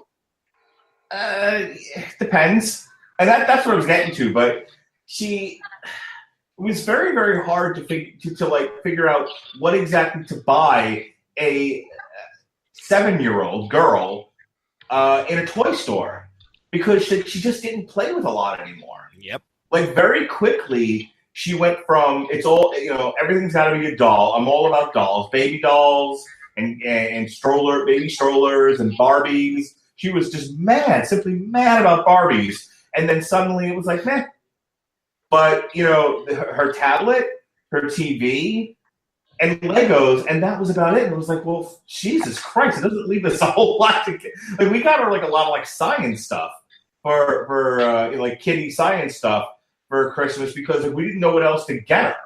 And what you do is soon after you get it, you have buyer's remorse because you see it laying in that corner for 3 weeks untouched, and you're like, why did I spend my money on that? Oh, dude, her birthday and Christmas are like really close together. Like we're talking, Christmas is December 25th, and her birthday is like January 5th. Oh no. The wrapping paper's still on the floor from Christmas, and it's like June, and I walk into her room, and this shit she still hasn't opened yet. Yeah. Now some of that is because like she needs mommy and daddy to help her with it. Like we gotta like make your own lipstick kind of a thing, and it's like, well, she's not doing that by herself. Not at 7 years old. No, thank God. That would lead down a really bad path really early. She'd burn the house down. No, I wasn't going that. We'll leave that alone. Out of yeah. Mark's cursed enough tonight. He doesn't need to do it again. No, but Jesse's talking about the video game revolution in terms of and not necessarily video games, but just technology in general. Toys R Us, you'd also buy video games. That was one of the spots you knew would have generally every video game out on the market because that was what they did. Whereas, your local, video game store, what have you, may not have the new releases or may not have one particular game you're looking to rent or whatever. So you go to Toys R Us on the birthday or whatever, and you get to pick out one. If your family had money, maybe 2 games that you could get for Sega, Nintendo, all the way up to, the PlayStation days. But now, there's so much content that's just downloadable through your Xbox. Oh, yeah. Yep. You don't even have to leave your couch. Do not even have to leave your couch to do that. And with the Xbox One, I've taken full advantage of that here lately with Caleb. We got the Xbox Game Pass. Dude, I'm not going to have to buy a game for probably a year because he's perfect. He's going to be satisfied, or there's going to be something on there that he can find and play. So. I mean, that's the whole thing. And then on top of it, again, we talked about how they used to have those PlayStation, or that's a bad word because PlayStation's actually a system, but those demo stations where you could try a game. They didn't give you options. They just have one game. The bigger stores might have a PlayStation demo zone and a Nintendo 64 one. Most of them only had one or the other. Mm-hmm. And you had one game that didn't change from what it was for like weeks upon weeks, rather than giving you options where you could play a couple different games and figure out which one you liked. And oh man, I never heard of this, but I'm playing it now and I want to get it. They never did that. Ronnie Adams, Slugman. I'm right here. Slugworth. Man, I'm telling you, it's not pretty right now. Well, I mean, these are, I hate to say it, but these are all led to the demise of Toys R Us as we know it. I say as we know it because we don't know what the future holds. We don't know. We don't know what's what's going to become of the company. In the long term, they'll probably just stay out of business. I mean, let's be honest with you. I was going to say, I just got an email saying I have a Toys R Us credit card. And I just got an email saying, all the stores are closing, but you still have to pay your bill, okay? There we Just go. a reminder. Help us get out of debt. Yeah, good luck with that. There's no getting out of debt there. You're just paying off their. Well, this way it's not even Toys R Us. I'm paying off Synchrony Bank. Right. But as an entity, Toys R Us does not exist anymore. So. I mean, it's sad. It's a little piece of my childhood gone. I'm sure that you all feel the same way. But with that, rising from the ashes of the dumpster fire, we'll get into that in a second. I forgot that I want to talk about these stupid going out of business sales. Now, when I was away from the mic, did you all talk anything about that? No. All right. So we're getting the emails, we're seeing the articles, we're hearing the news. they're going out of business and they're going to have liquidation sales. Everything must go. Everything. So I went to my local. Does anyone have a sneaking suspicion this is all going to end up at an Ollie's? Yes. I'm crossing my fingers. Yeah, right. I don't even know what Ollie's is. It is the cheapest of all cheap stores. You know what a Big Lots is? Yes. Okay. That Ollie's is like, I don't know, a second-rate version of Big Lots where you have... Imagine Big Lots, but only it's Big Lots' uncle that never really leaves the trailer and is just constantly, like, always dressed in white t-shirt with crazy hair. That's all. Now ask me why I know about Ollie's, Pat. Mark, why do you know about Ollie's? Because our friend of the show, Josh Calandros, said, "Hey, I went to Ollie's and I bought all of these really, really cheap comic DC trade paperbacks for like 10 cents on a dollar." And then like a week or so later, he was like, "Hey guys, I went to another Ollie's and I picked up all of these trades." And he took a picture of it and showed us. And I Googled what an Ollie's was because I didn't know what the hell it was either.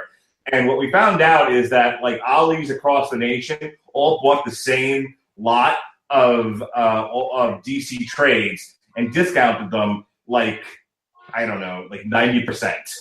Yeah, dude. And when we say they bought a lot, I'm talking like there is at least 30 to 40 different books to pick from and multiple copies. I bought a hardback.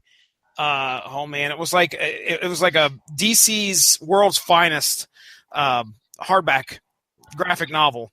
Normally, I think it's like $40. It was on sale for $6.99. So $6.99. So a lot of this stuff is like really, really marked down. And Ollie's, I don't know what planet they ran into this stuff on, but I've never seen anything like it. I've never honestly ever seen anything like this before. I did buy my favorite towel from Ollie's though. Ollie's Bargain Outlet. Is this it? That's it. If they ask you to join Ollie's army, say no. Yeah, I was a sucker and joined. Well, I thought it was a requirement. Ollie's card. Oh no, I don't have one. Better sign me up. I better get one. I thought it was a requirement to purchase. Fucking Sam's Club. Yeah. So like they said, do you want to, you want an Ollie's card? And I'm like, do I have to? And they're like, no. And I was like, then absolutely not. I was like, just ring me up. I tried to find one within 20 miles of me, and that doesn't exist. Oh. I have to go 30 miles to the nearest one. Dude, that's not too bad. They have the showcase volumes of DC, like the black and white, kind of like the Marvel. I remember them. The hardcovers where you could get collected volumes because I have a couple. Well, these are the showcase volumes are like 500 pages, kind of like the Marvel, where they're black and white, real tissue paper. Almost tissue paper quality stuff. Essential Volume 1, Essential Volume. Yeah. Those things are going for like $3 to $4. I mean, it's ridiculous how cheap they are. Now, imagine you take Ollie's and the deals that you find on the graphic novels and the things that you can actually use in Ollie's. I'm never going to use a shotgun-shaped plunger, but by golly, I will take a bath towel the size of a queen-size bed sheet any day. Can we go back to the plunger that looks like a shotgun? Because I need to see this thing. I'm looking it up. Well, go to Ollie's. I'm guaranteed you'll buy one. You'll get one. If one of you guys could set, my birthday's in June. If someone could send me a plunger that looks like a shotgun, I would greatly appreciate it. Oh, that's awesome. Done, sir. Done. Himalayan salt lamp for $9.99. Yeah. They have all kinds of stuff. So the stuff that you get, you can use. Yeah, it's not a bad deal. It's really good deals. But then you imagine the opposite. The exact opposite of that, and that's what you get in the going out of business sales with Toys R Us. Oh yeah. So I walked in on the first one of the first day. I didn't go the very first day. I walked into Toys R Us on a Saturday, and it was absolutely jam packed. They were fighting over parking spaces and everything. I was like, man, they must be throwing things at people. Here, just take this. Get out of here. And I walk in. We're closing and I'm tomorrow. like, I'm like, all right, the way this is set up, I'm going to have to go to the Legos. No problem. I like building stuff. Maybe I can get some, pick up a nice Lego kit. 5%. Oh, come on, 5% 5%. This is a long So I said, game. all right, Legos, high end. The stuff that I would have want to build, or it's like $100, $150, whatever. Not my deal. Not 5%. So I go to like the action figure section. You can find wrestling. You can find the Marvel Legends series, stuff like that. The Star Wars Black series. These 6-inch figures, collectibles. 10%. Everything else was 10% off, and that's it. Well, isn't that manufacturer controlled though? Because Toys R Us isn't their only distributor. No, I wouldn't think so because, Toys R Us they're still getting trucks in, but they're just emptying out the warehouses. The Toys R Us has already bought this stuff, so they're selling it just to get their money back. It doesn't surprise me. It doesn't surprise me one bit, to be honest. I can remember FYE doing the same thing. They're going out of business and they're doing 30% off, and I'm like, oh wow, regular price. I finally got it down to regular price where I can pay for it. So all I know is a coworker of mine. Now they shut these stores down in waves. If you'll remember earlier in the year, we're not too far into the year yet, but earlier this year in 2018. They said, hey, Toys R Us is liquidating some of their stores. And there's an area in the Hillsborough County, Florida, called Citrus Park. It's kind of a Richie Rich white area. And that was one of the stores that was going first. So I was talking to a coworker, and after the big news that all the stores were going down, and I was like, and she was like, "Hey," we were talking about have you been to the Toys R Us? And I was talking about the one near where I live, which is the other side of the county. And she was like, "No, I went to the one in Citrus Park. Let me tell you two things about that. One, there's nothing left, and two, wow, they just gave up on that store because it was dirty as all get out." Nice. Well, I mean, I'm getting that vibe from the one in Greensboro here. Because I walked in that day and it was, people were losing their minds. They were grabbing stuff. It was like the end of the world riots, man. They're grabbing stuff and they're fighting. Or Black Friday. They're grabbing stuff. They're clutching it like, grandma needs this this part to her iron lung, otherwise she's going to die or something, I got a better one. Remember the Tickle Me Elmo craze? Oh my gosh. Yeah. Tickle Me Elmo Infinity. Yeah, Cabbage Patch Kid craze. I had one. I had a Cabbage Patch Kid. Yeah, we have several at my mother and father's house. In an alarming personal defeat, I will fully admit that as a child, I had a Cabbage Patch Kid solely so I could pretend to be Rick Rude. I dare you to tell Jed in this strong style chat that you had a Cabbage Patch Kid. I dare you. Oh, I absolutely will. But when he finds out it was to be Rick Rude, and then I also had a bathrobe to be Rick Rude, I think he'll be like, "Yep, okay, that makes sense." Mad respect. Fair enough. Fair enough. So, I walked by this. It was the big brontosaurus looking thing from Power Rangers. The Dragon Zord. Yeah, one of the Dragon Zords, but it wasn't the Dragon Zord. It was a dinosaur, and I think it was like Tommy's, but it was it was a huge one. And I was like, my buddy Van, he's really into Power Rangers. I mean, he's been collecting Power Rangers stuff since he was a kid, and he's got a kid, and he's going to pass all this stuff down to him. So I was like, I wonder if he has that. Well, he does, but he didn't have this particular one because it was black and gold. And I was like, it's collectors or whatever. So I took a picture of it, sent him, and he said, "Oh, how much?" I said, $150. And he goes, "Really?" He said, "Well, what's the deal on it?" And I looked, and of course, 10%. I was like, "You could get it for $135." And he was like, "That's terrible." So you've got all these. They're not going anywhere. I went back today, actually, research for the show to see what they had. Same deals, 10%. Everything that I thought was going to be there was still there. Those Power Rangers, the Bruticus or whatever it was. They were cleaned out of Transformers, though. Cleaned out, plumb out. They still had a few Voltron figures left, like the bigger ones that you could actually combine, and things like that. But I'm just sitting there going, other than the $150 one, what makes people think that 10% is such a good deal that they have to break their necks to get here and buy this stuff? They're going, of course, the one here is Toys R Us and Babies R Us combined, so they're buying a lot of baby stuff too. But it was all the same thing, 10% through the whole store. So, I mean, they're still clutching on to, we got to make that dollar before we shut down. Yeah, I think it will take it's going to take a few. Hopefully at some point we're going to see, 50 to 60% off, 75% off. But, I mean, dude, the way you're talking, there's not going to be much left because people are going insane at the 5-10% level. Yeah. Whatever. You got kids holding on to these Lego things, it's not $74.99 anymore. It's, it's now $68. Woohoo! Woo! I'm like, that's a deal. I'm like, dude, the day I buy my kid a $68 Lego set is the day that I need to be committed. No, I will counter that point with you will buy your child a $68 Lego kit. Well, they better play with it until they're 30. That's all they're getting for the year.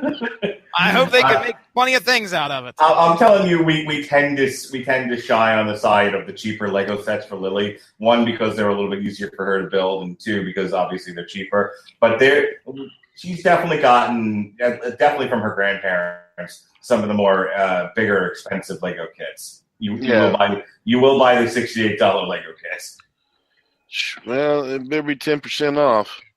The only like real going at a business sale or whatever that I was like, okay, I'm gonna make a stop here consciously, and I have to check it out. I'm a movie guy. We're all movie guys. So when Blockbuster was clearing out their inventories, I had to hit those.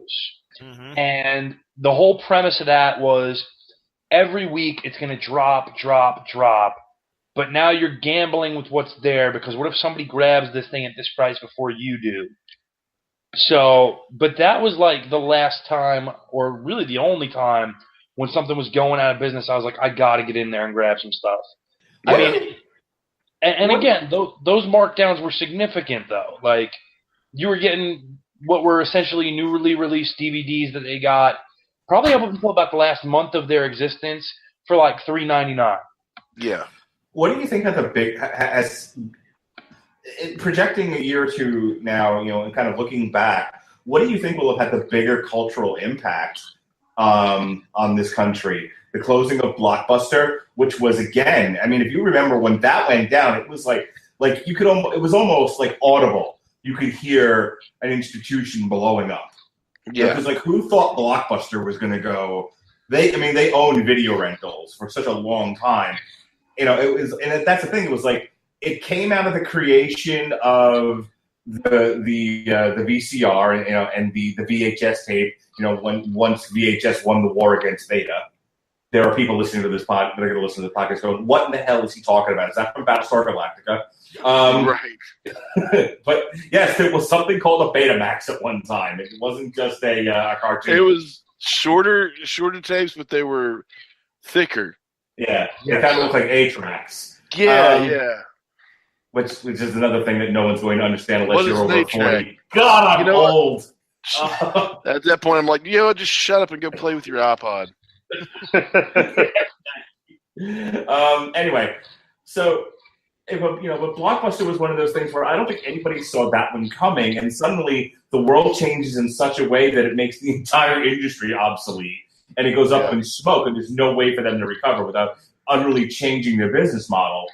And now you have the same thing happening with Toys R Us. But here's the thing.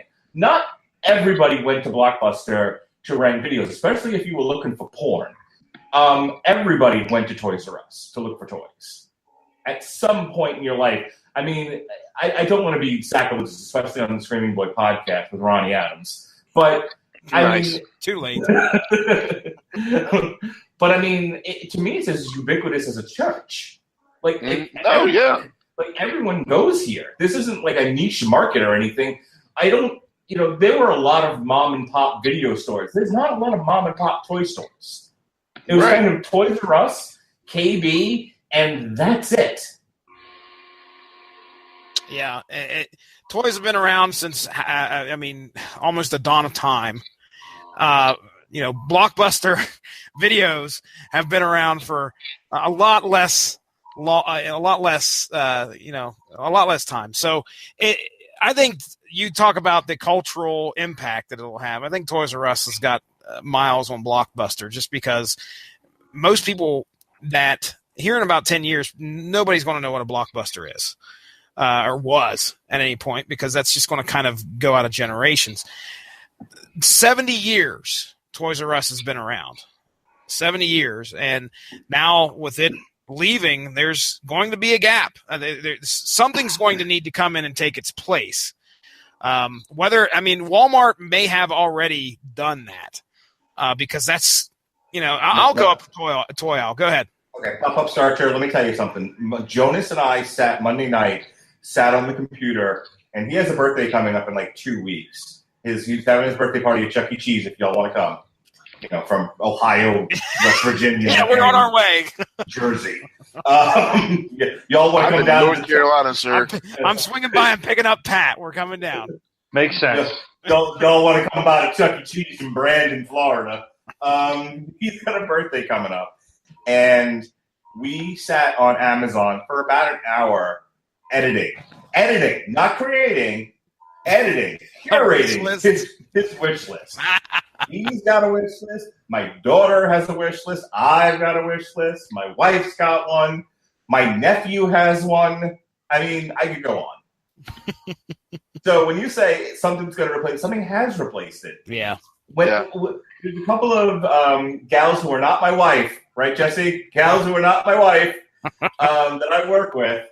Sometimes they get an errant penis pic. I cleaned that one up for you, Ronnie. Thank you. Yeah. But when they're not receiving errant penis pics, I invited them to Jonas's birthday because they've got children of their own, or nephews and nieces, or they just wanted to come to Chuck E. Cheese. One of them told me, and didn't have considering she's almost 40, she didn't have a good excuse, so she's using my kid as one.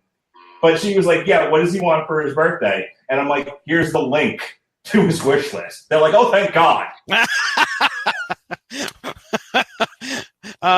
Yes, that's amazing. That right there is what's needed anymore, is the wish list. So you could just be like, "Okay, here you go," and turn them loose, and let them pick what they want.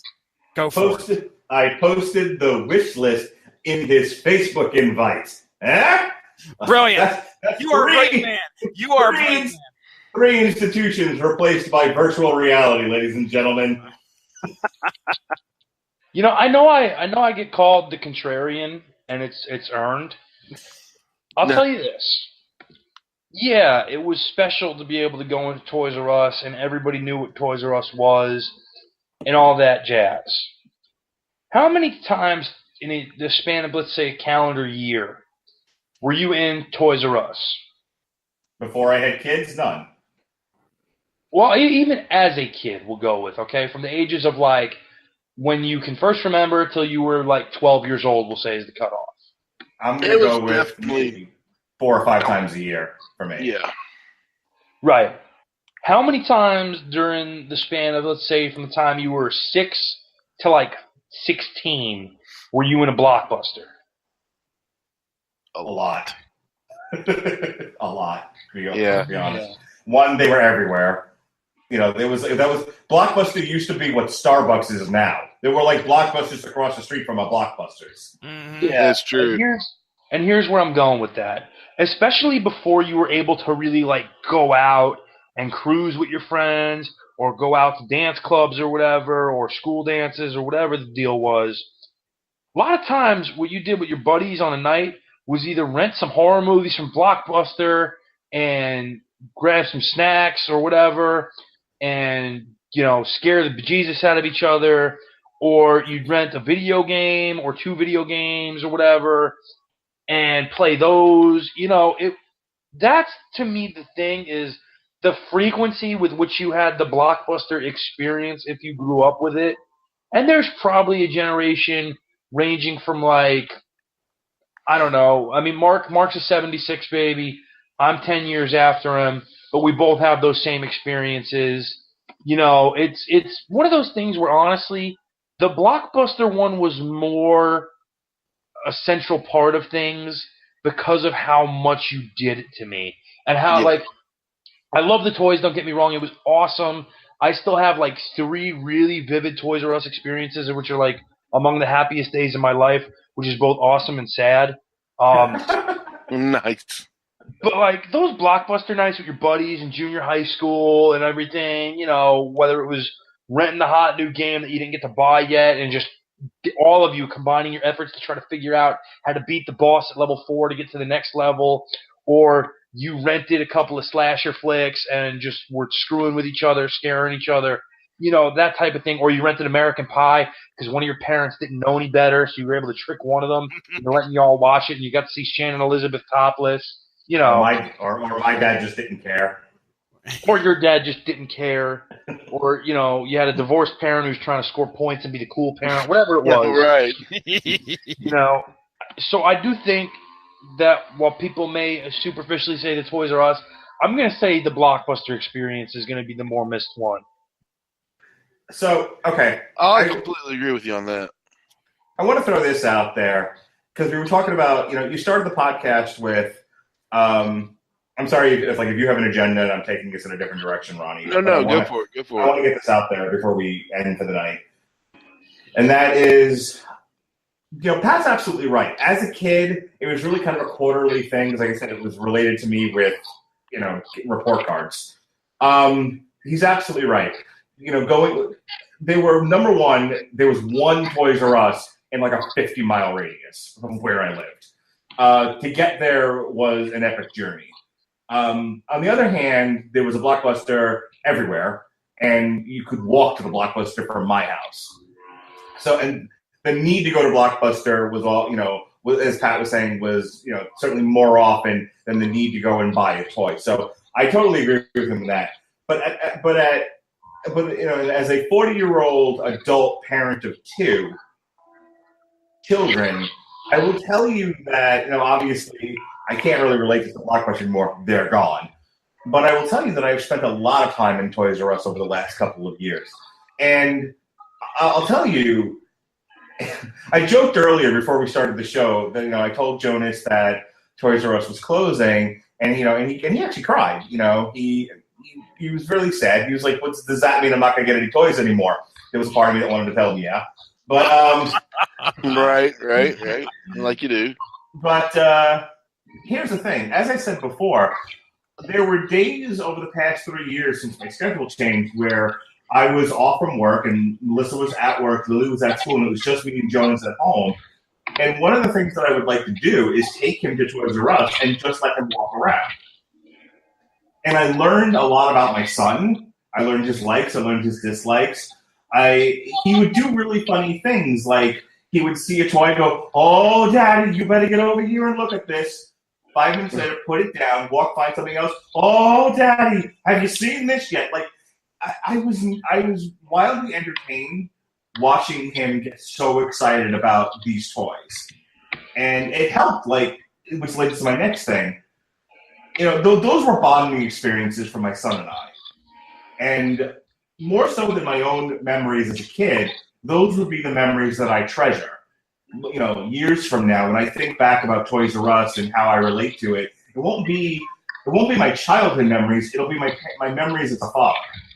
Yeah. Because that's what I'm going to miss the most with this institution closing, is that's one less place where we got to be father and son and have that experience and really be engaged with one another, you know, outside of sitting on the couch and wrestling every night like we do. But the other thing is, it became an annual tradition for my wife and I to have a shopping date night around Christmas. We would, you know, my parents would watch the kids, and my wife and I would go to Toys R Us, and we would do all of our Christmas shopping for just our 2 kids at Toys R Us, because, like, you know, because we could have gone to Walmart and actually saved some money, but we wanted to go to Toys R Us. That was our time to be a couple.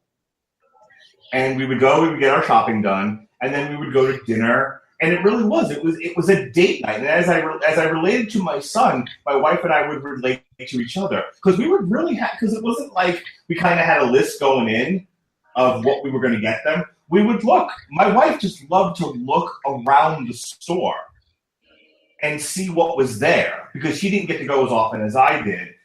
And we would talk about, well, what are our kids into? And it was, I remember this past Christmas shopping experience. And the realization I didn't know my daughter as well as I thought I did, and it made me really sad, which is sort of a weird thing to bring up, but it's an experience and it's a memory I'm going to hold on to. And it was a reminder that I have to try a little bit harder with her. My son's easy. He's also a boy. I relate easier to him. Right. My daughter's a little harder to, sometimes to crack that window and see, into her world. But things like that, it was Toys R Us brought me and my wife there. It made us pay attention to each other in a different way than we normally do. It made me think about my kids differently. And now it's gone, and I don't have that anymore. And I can't replicate that experience in the 2 lanes of toys at Walmart. Right. Or going or clipping off things on a wish list on Amazon. So I just kind of wanted to bear that part of my soul out there, and share it. This is a different way of relating to the closing of Toys R Us. No, I mean, and that's great. I mean, that's it's all the experience of going to Toys R Us. I mean, there's different experiences for different people that go there. I mean, whether going there as a kid and getting that awe-inspiring, like, oh my gosh, or going there as a teenager finding that random 64 controller that you didn't think was there, or just spending quality time with your wife. It's just, it's a sad part of our life. It's a part of our lives that we're sad to see go. Real quick, we read that with the close of Toys R Us, we might be seeing the rise of KB Toys again, which kind of makes me excited, but not as much as, hearing that Toys R Us might be coming back, which is not on the news or anything. Let me throw this out there. It's KB Toys was the mall toy store, and seeing as I can go pull up 10 articles from CNN Money, not exactly fake news, that are talking about the downfall of the mall. We're gonna come back on the Streaming Boy podcast, and when malls are no longer a thing, we'll talk about that too. I don't understand what they're going to do if they're going to be tossing these stores back into the malls. That's a business model that is not going to pan out so great. I did go to the Four Seasons Town Center today, and despite a failing business, business type, business structure, that mall was bumping for a Thursday in the middle of the day. One of the things people there. One of the things I also heard is that they're going to be, at least at the beginning, it's going to be what they call pop-up stores. Yeah. So that's different than getting a whole place and being a fixture in the mall as well. They may be there for just the season and then 5 months gone. I'll tell you what, the Spirit Halloween store gets my business every year, and those pop up just for Halloween. Yeah, and it's all overpriced costumes and everything else. But again, that became a family institute, a Radulich family institution, the yearly trip to the overpriced Halloween store. Yeah. I mean, I was really surprised at how well they were doing today, as far as the mall. But I saw 2 massage parlors in the mall. Like happy ending massages, or no, Hand and Stone, like legit-ish massage parlors. They were, the big glass front, mall opening on their windows. They're not going to do anything shady right there. Well, that's a different discussion for a different show. Don't fall into the trap, Ronnie. No, a different discussion for a different show. Not this one, ever. But I counted. If you do want that, go see Devin Napier Oh my goodness! He'll tug you off like Oh, Close no. Hammer. Oh no! I can honestly say that's the first time that's ever been said on this show. He'll tug you off like Close Hammer. You're welcome. Yeah, no problem. Yeah, thank you. I mean, that's a first. Johnny, Ronnie's looking at his G-rated rating on iTunes and just throwing it out in the garbage. That's what they made Audacity for. It's The Screaming Boy podcast, more beeps than R2D2. right. Oh my goodness, it's funny.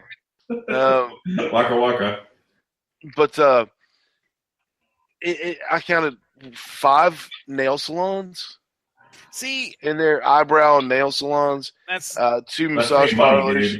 dude. Big money. And then I walked by this, several kiosks where they were like, "Hey, you want to try, our signature fragrance?"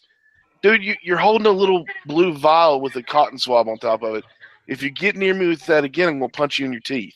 So you said If you stay awake and they don't load you in the van. Right.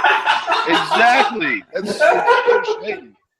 And but you got these little stores like that popping up in the mall. These local owned businesses and stuff like that. But I went to mall today just to pop hunt.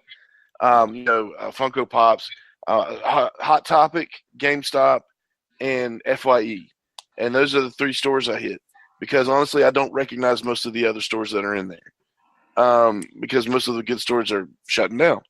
But once again, the rise and the fall of the American Mall will be on a later show at Screaming Boy, where you'll hear Mark Gradlich and Totally 80s Pat and Jesse talk about that as well.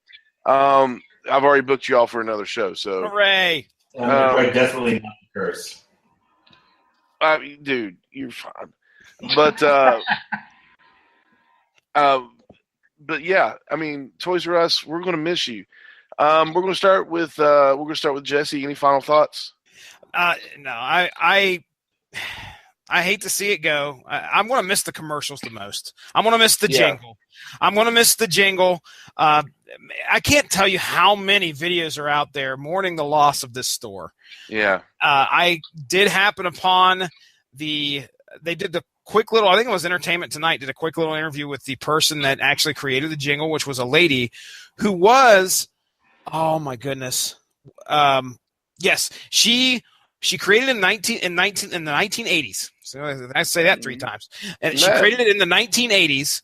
And yeah, she did that under the direction of her manager, a soon to be famous author by the name of James Patterson. So what? Yeah, she created the jingle, and he was like her ad agent, or it was an ad agency that she was working for. And there go the "I don't want to grow up, I want to be a Toys R Us kid" jingle that we all know and love. And she said in the interview that she had no idea that it was going to be that popular of a song. Once again, I'm a Hills kid. I still remember Hills is where the toys are, and that was it. And they had that creepy little elf. It came out, and that was my jam right there. But I do, yeah, the Toys R Us jingle, man. I don't want to grow up. Yeah, it's it's going to be missed. It's an American institution. A lot of people are mourning it. Yeah. You're going to see so many pictures of people going to KBs. Yeah, what do you think of that? They're going to go back in time. And they're going to take pictures. It's amazing. Now they're going to go to Toys R Us. I did it myself. Took myself a little selfie with the Toys R Us in the background because you don't know. We may never see this again here in about 6 months. They may all be wiped off the planet, and it's an American institution that's going away. So I'll be replaced by Starbucks. Oh, now I'm thoroughly depressed. Pat, you got any final thoughts? Yeah. So I went into a Toys R Us, the same Toys R Us I mentioned earlier, Caesars Bay, Brooklyn, New York, and it was my last day of preschool. And the last day of school, report cards and everything like Mark talked about was not a tradition for me, but for whatever particular reason, this year it was.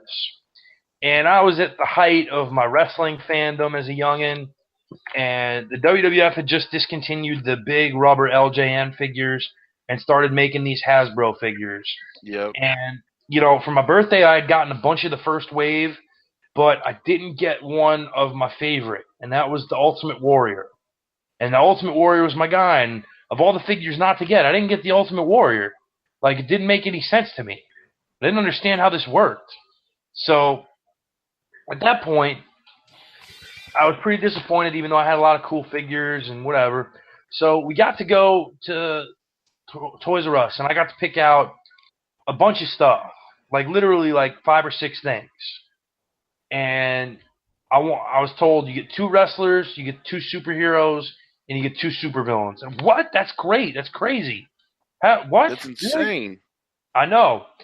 So I got to pick 2 wrestlers, and one of them just so happened to be not the Ultimate Warrior figure that had come out in the first line, which was one of the ones where if you pushed down on the back, it had a little T-bar and it popped up, which I hated. I hated those figures. But this was a new one. And what this one had was the ability to do the press slam. Oh, the spring-loaded arms. Yeah. Just like the real Ultimate Warrior. Sort of. Yeah. And I'll be damned if that just didn't make my year right there. That not only did I get to go and pick out 6 toys, which is like treasure trove, but I got to pick out the new Ultimate Warrior figure that actually did the press slam. That's awesome. And on a sad side note, the other figure I picked out, unfortunately, Demolition Axe. No, I had Axe already. Oh, okay. I could have had Dusty Rhodes. Oh. Which wound up being worth a collector's sum years later. Could have had one of my personal favorites, which also wound up being very valuable, Akeem, the African Dream. I picked the figure of Brutus, the effing barber. Oh, no. You got Booty Man? Zodiac. The highest of highs and the lowest of lows in one trip. Well, Bruce the Barber, his main weakness is parasailing.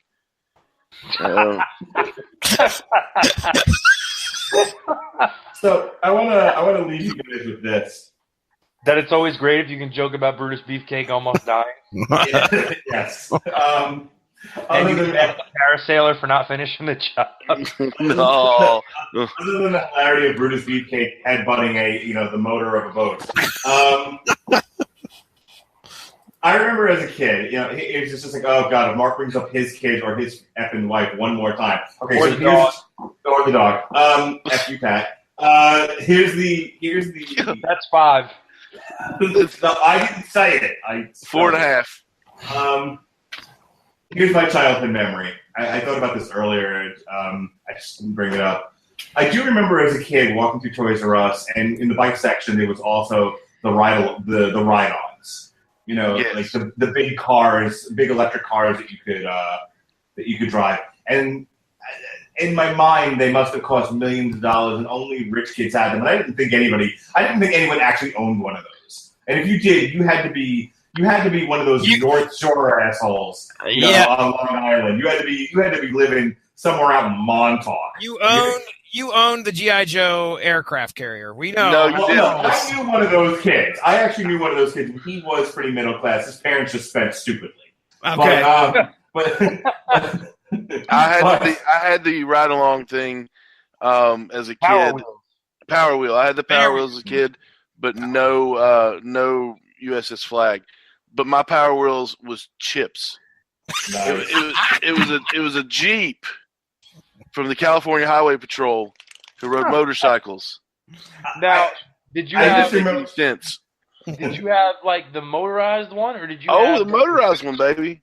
Wow. So I was convinced nobody ever, unless you were Ricky from Silver Spoons, no one had one of those things. It was just something that rich people had, if that. And that if I ever had one, I'd know that I'd made it in America. And a couple of years ago, not for myself, obviously, too big, too old, too fat. But my daughter got a Barbie ride-on for Christmas. And I was like, I'm the best dad ever. She's written it up until recently. She's had it for a few years now. She wrote it maybe 3 times and like gave up on it and just gave up on it. Now the neighbor kids like it, so she rides it more.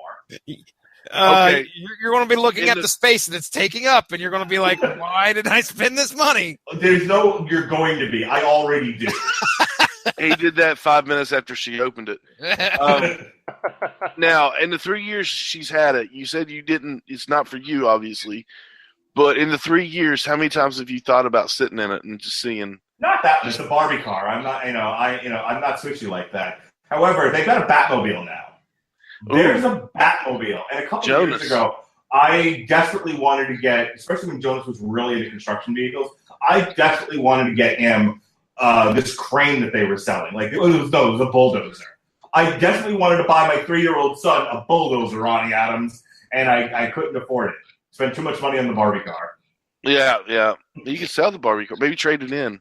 Maybe a paint My dad was a job. car salesman. But it's okay. One last Toys R Us story, because I remember going to the toy store. I think it was Toys R Us. I had just had surgery as a kid. I had my adenoids taken out, and it was kind of a painful surgery. I mean, I was sore throat, the whole nine. And my dad said, he felt terrible to see one of his, see his kid in pain in a hospital bed, but I was fine because I got ice cream. I was cool. But he's like, hey man, as soon as you get out of here, tomorrow or tonight or whenever, we're going to go by the toy store and we'll get you something. I said, okay. He said, you can, we'll get you a Transformer or something. So I walked by, and I saw Autobot Hound, the Jeep, the Army Jeep, with a cool gun on top. Yeah, this is for you, Mark. It had the cool gun in the back and everything. I was like, man, I really want that. My dad was like, you can get that. You can actually get that. And I was like, you're kidding me. I can get a Transformer? And he said, and then I was walking by and they just released Karate Kid action figures. Daniel LaRusso, the referee that's worth $1 million today. Right, Johnny, the whole nine. So, and I stopped and I looked at the Hound, and I looked at the Karate Kid, and I looked at Hound again. I said, "What about these, Dad?" And he said, "Looked at it, he goes, I'll get you 2 of those." And I said, 2 is better than 1. I'll take Johnny and Daniel, and I could make him fight. And then I got him home, and while I appreciated what my dad did for me, and I played with him, I played the heck out of them, but they were kind of lame. I mean, you twisted his waist and his leg shot up, or you twisted his waist and his hand came down. It's like, I've never seen Daniel LaRusso chop like that, but anyway, and I think back, I was like, man, if I had just gotten Autobot Hound. But I would actually be more depressed that I didn't get the toy set with the referee, which is now worth like $1 million. Oh, I know. I look back on that, and I'm like, I look back at when Chuck Norris had his animated series Commandos. out. Yep, Chuck Norris and these Karate Commandos. I had several of those. You know what? And nobody I've ever met in life has ever owned any of these. I would love to, but they all literally retail for a minimum of $150 on eBay. The over-the-top action figures, yes. Oh! The Sylvester Stallone over-the-top movie action figures. I know no one who owns them. They all like, you got to spend $150 for like a lamer figure, but they all had the ability to interlock arms and arm wrestle. See, I bypassed those to get the Rambo figures. Oh! From the Rambo cartoon. Where he didn't kill anybody, but it was Rambo. No, I don't know, man. It was just, cartoons were weird back then. But how what was it? I was reading something today, terrible spinoffs. And they were mostly just cartoons, like Gilligan's Planet. And Gilligan's Planet. Oh yeah. My gosh. So they were marooned again, only this time in space. Of course. Wonderful. Yeah, it was a cartoon, man. But so that's my heartbreaking Not heartbreaking. I still got some, pretty cool. They weren't lame. They were still pretty cool because it was Daniel freaking LaRusso with the headband and everything on it. So, the Mr. Miyagi's bonsai tree on the back of his karate gi, the whole nine. But that was my Toys R Us, series, Toys R Us, story. My dad and my mom were like, just get it for him because he got parts of his body cut out of him. So You do. we must assuage his pain. We must make him feel better. I was pathetic, man. I sounded worse than I do now. But guys, I really appreciate you all being on here and talking about this. It's brought back a lot of great memories and a lot of good discussion. So we're going to get into plugs. Jesse, we'll start with you and just go Jesse, Pat, and Mark. Go for it. Okay, ladies and gentlemen, go give the Rattlich in Broadcasting Network Facebook page a like to stay up on top of all the great podcasts that we have to offer here on the network. We've got comic books, we've got wrestling, we have MMA, we talk movies, all sorts of great stuff you can find on the network. We're at home on Spreaker.com. You can also find us on just about any platform for podcasts that you choose, such as iTunes, Stitcher, TuneIn Radio. There's plenty of stuff out there. You can find us and give us a listen. Got a lot of stuff, a lot of great stuff out there in the archive. Most recently, we did a source material. The most recent one that's upcoming here was our discussion. Me and Mark talked about Injustice, issues 1 through 6, basically, and we had a great discussion. That's coming up on Monday. Now, sorry, I couldn't be a part of that one. Oh, dude, I understand. If you sound half as bad as you do here, I understand. Trust me. It was worse. But yeah, we have a great discussion there. And what was the previous one, Mark? I can't remember. What was the one that released this Monday? Was it Many Worlds of Krypton? That's right, Krypton. Which, ladies and gentlemen, I all of a sudden I've got to watch Krypton now because apparently the first episode includes time travel. I knew that was coming, Pat. Unbelievable. And I'm all Adam Strange and time travel, and Krypton. I got to check it out. So anyway, and Angsty Jarrell. Okay, all right. Angsty Jarrell. But yes, that's all I have. I turn it over to who's next? Pat. Yeah, that's me. And if y'all look at your Facebook pages, you'll see an image of all 6 over-the-top collectible action figures with the arm wrestling table. Oh, that is what I want to see. Nice. Yeah, that'll cost you about $1,000 in total. Dang. As far as plugs, you can normally hear me Sunday nights on the 411 Ground and Pound radio show here on the Rattlich and Broadcasting Network family with Robert Winfrey. Unfortunately, I haven't been on the past few weeks. Some things going on, and not a lot going on in that particular genre of sport. So you haven't heard much of that. Gavin Napier and I have been trying to put a cast together. Gavin Napier gets excited, and then he drops out. Y'all, if you're listening, get on Gavin Napier to let's get something going here so that you people can be entertained by how mediocre we think everything is and how much we want to just poop all over everything and be the Statler and Waldorf of podcasting. I have questions here. Whatever happened to the Casual Heroes reunion minus me that his friends were so excited about? That's part of it. Is that part of it or is that done? No. This is on him now because he's the one who's reorganizing it. We did a teaser show that apparently got good feedback. And what the hell did that happen? Yeah.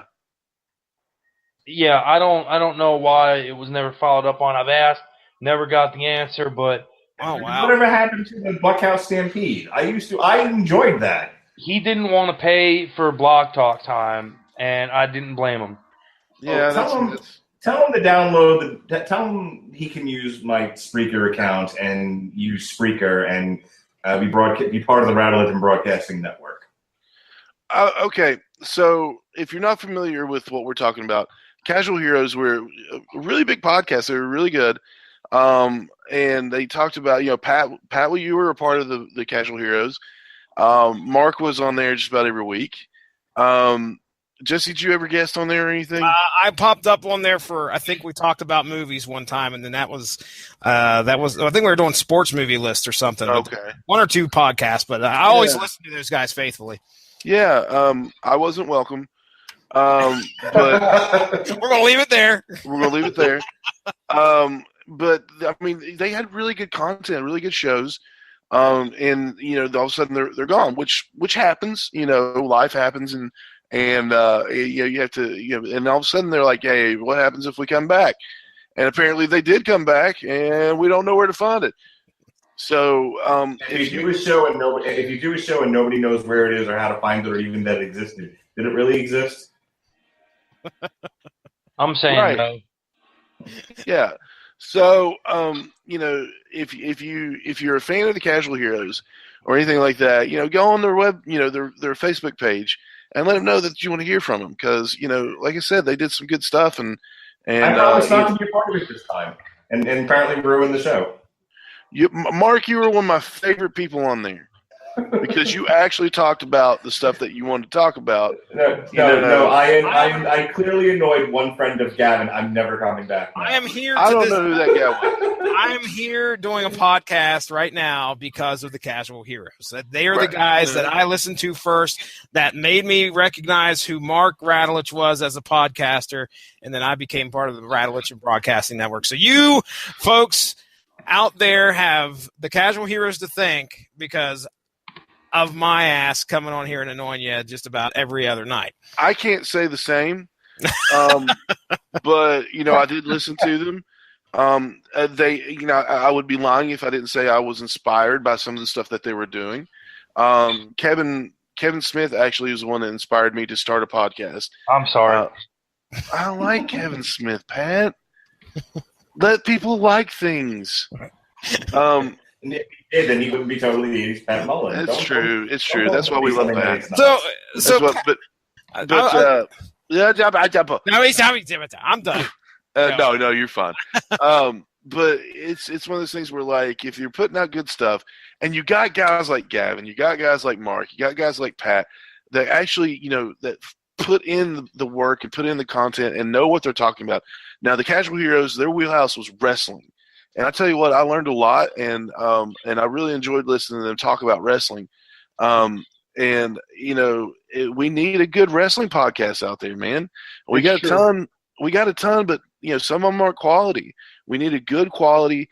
If I had the money to start a wrestling, a wrestling federation or whatever, to start a territory, I would put Gavin Napier in there. First thing, I'd be like, "Hey, man, here's a salary. Come run it." Tell Gavin I said bring back the Buckhouse Stampede because Lex Luger ain't no cow.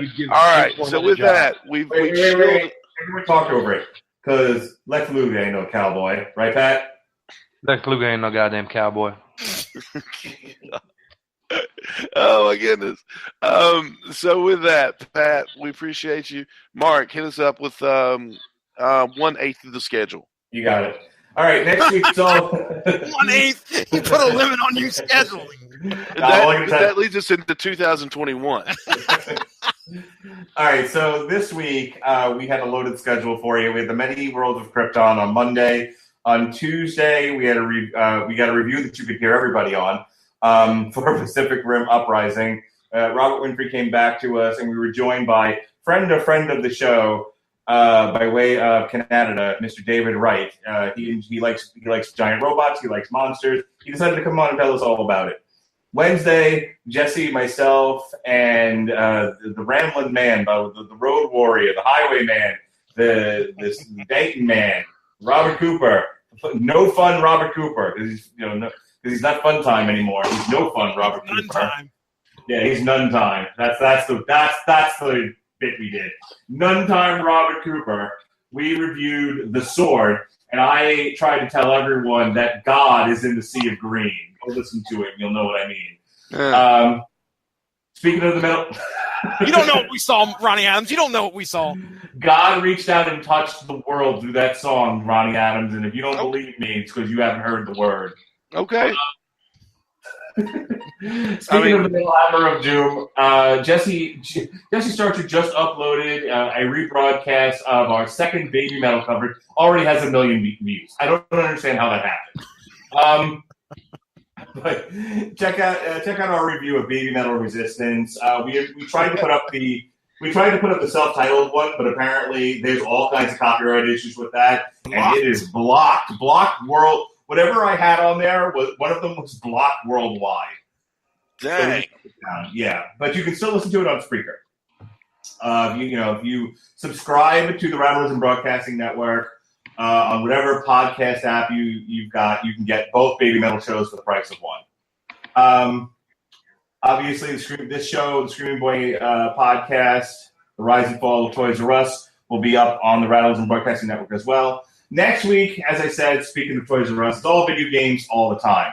Monday, Jesse and I will be talking about Injustice, the first 6 issues of the comic book based on the video game. Tuesday, Robert Winfrey and I will be reviewing the new Steven Spielberg novel adaptation, Ready, Steady, Go, Ready Player One. Loved it.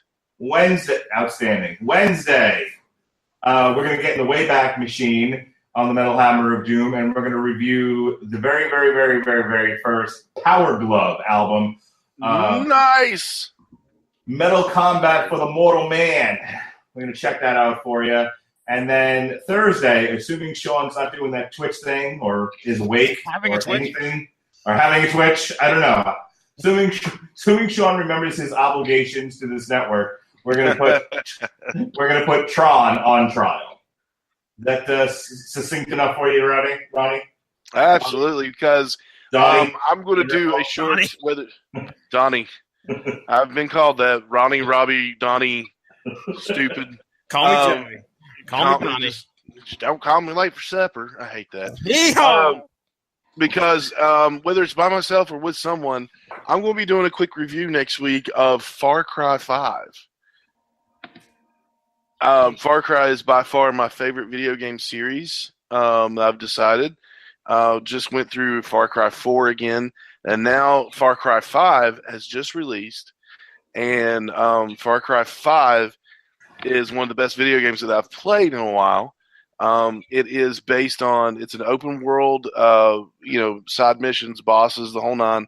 And you are a deputy U.S. Marshal who goes in to arrest someone in a militant religious group who has taken over this county and is basically kidnapping people out of their homes, drugging them, and making them follow him.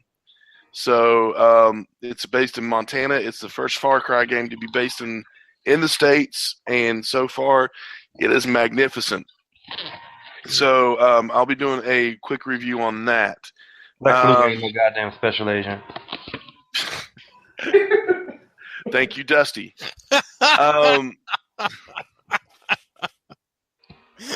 So, I just envisioned where that was actually said at some point in some kind of alternate history. Go ahead. But with that, you can find Scream Boy on any social media. Facebook, just search Scream Boy Podcast. On Instagram, search Scream Boy Podcast, and on Twitter at Scream Boy PR. You can find us on iTunes, TuneIn, Stitcher. And the Radicalism Broadcasting Network, which is on iHeartRadio as well. Very excited for that, for the network. And with that, I'm going to say, for Totally 80s Pat, for Jesse Starcher, for Mark Radulich, I am Ronnie Adams, and we bid you a fond farewell and have a magnificent day. We, as soon as I can find where I am on my sweet Lord, what is wrong with me? Where's the button? Where's the button? Where's the button? We're out. My hip hop will block the shot. My hip hop block the shot. My hip hop will block the shot. Block the shot. Really, Solomon, yeah, you know me, quote, working from home, unquote.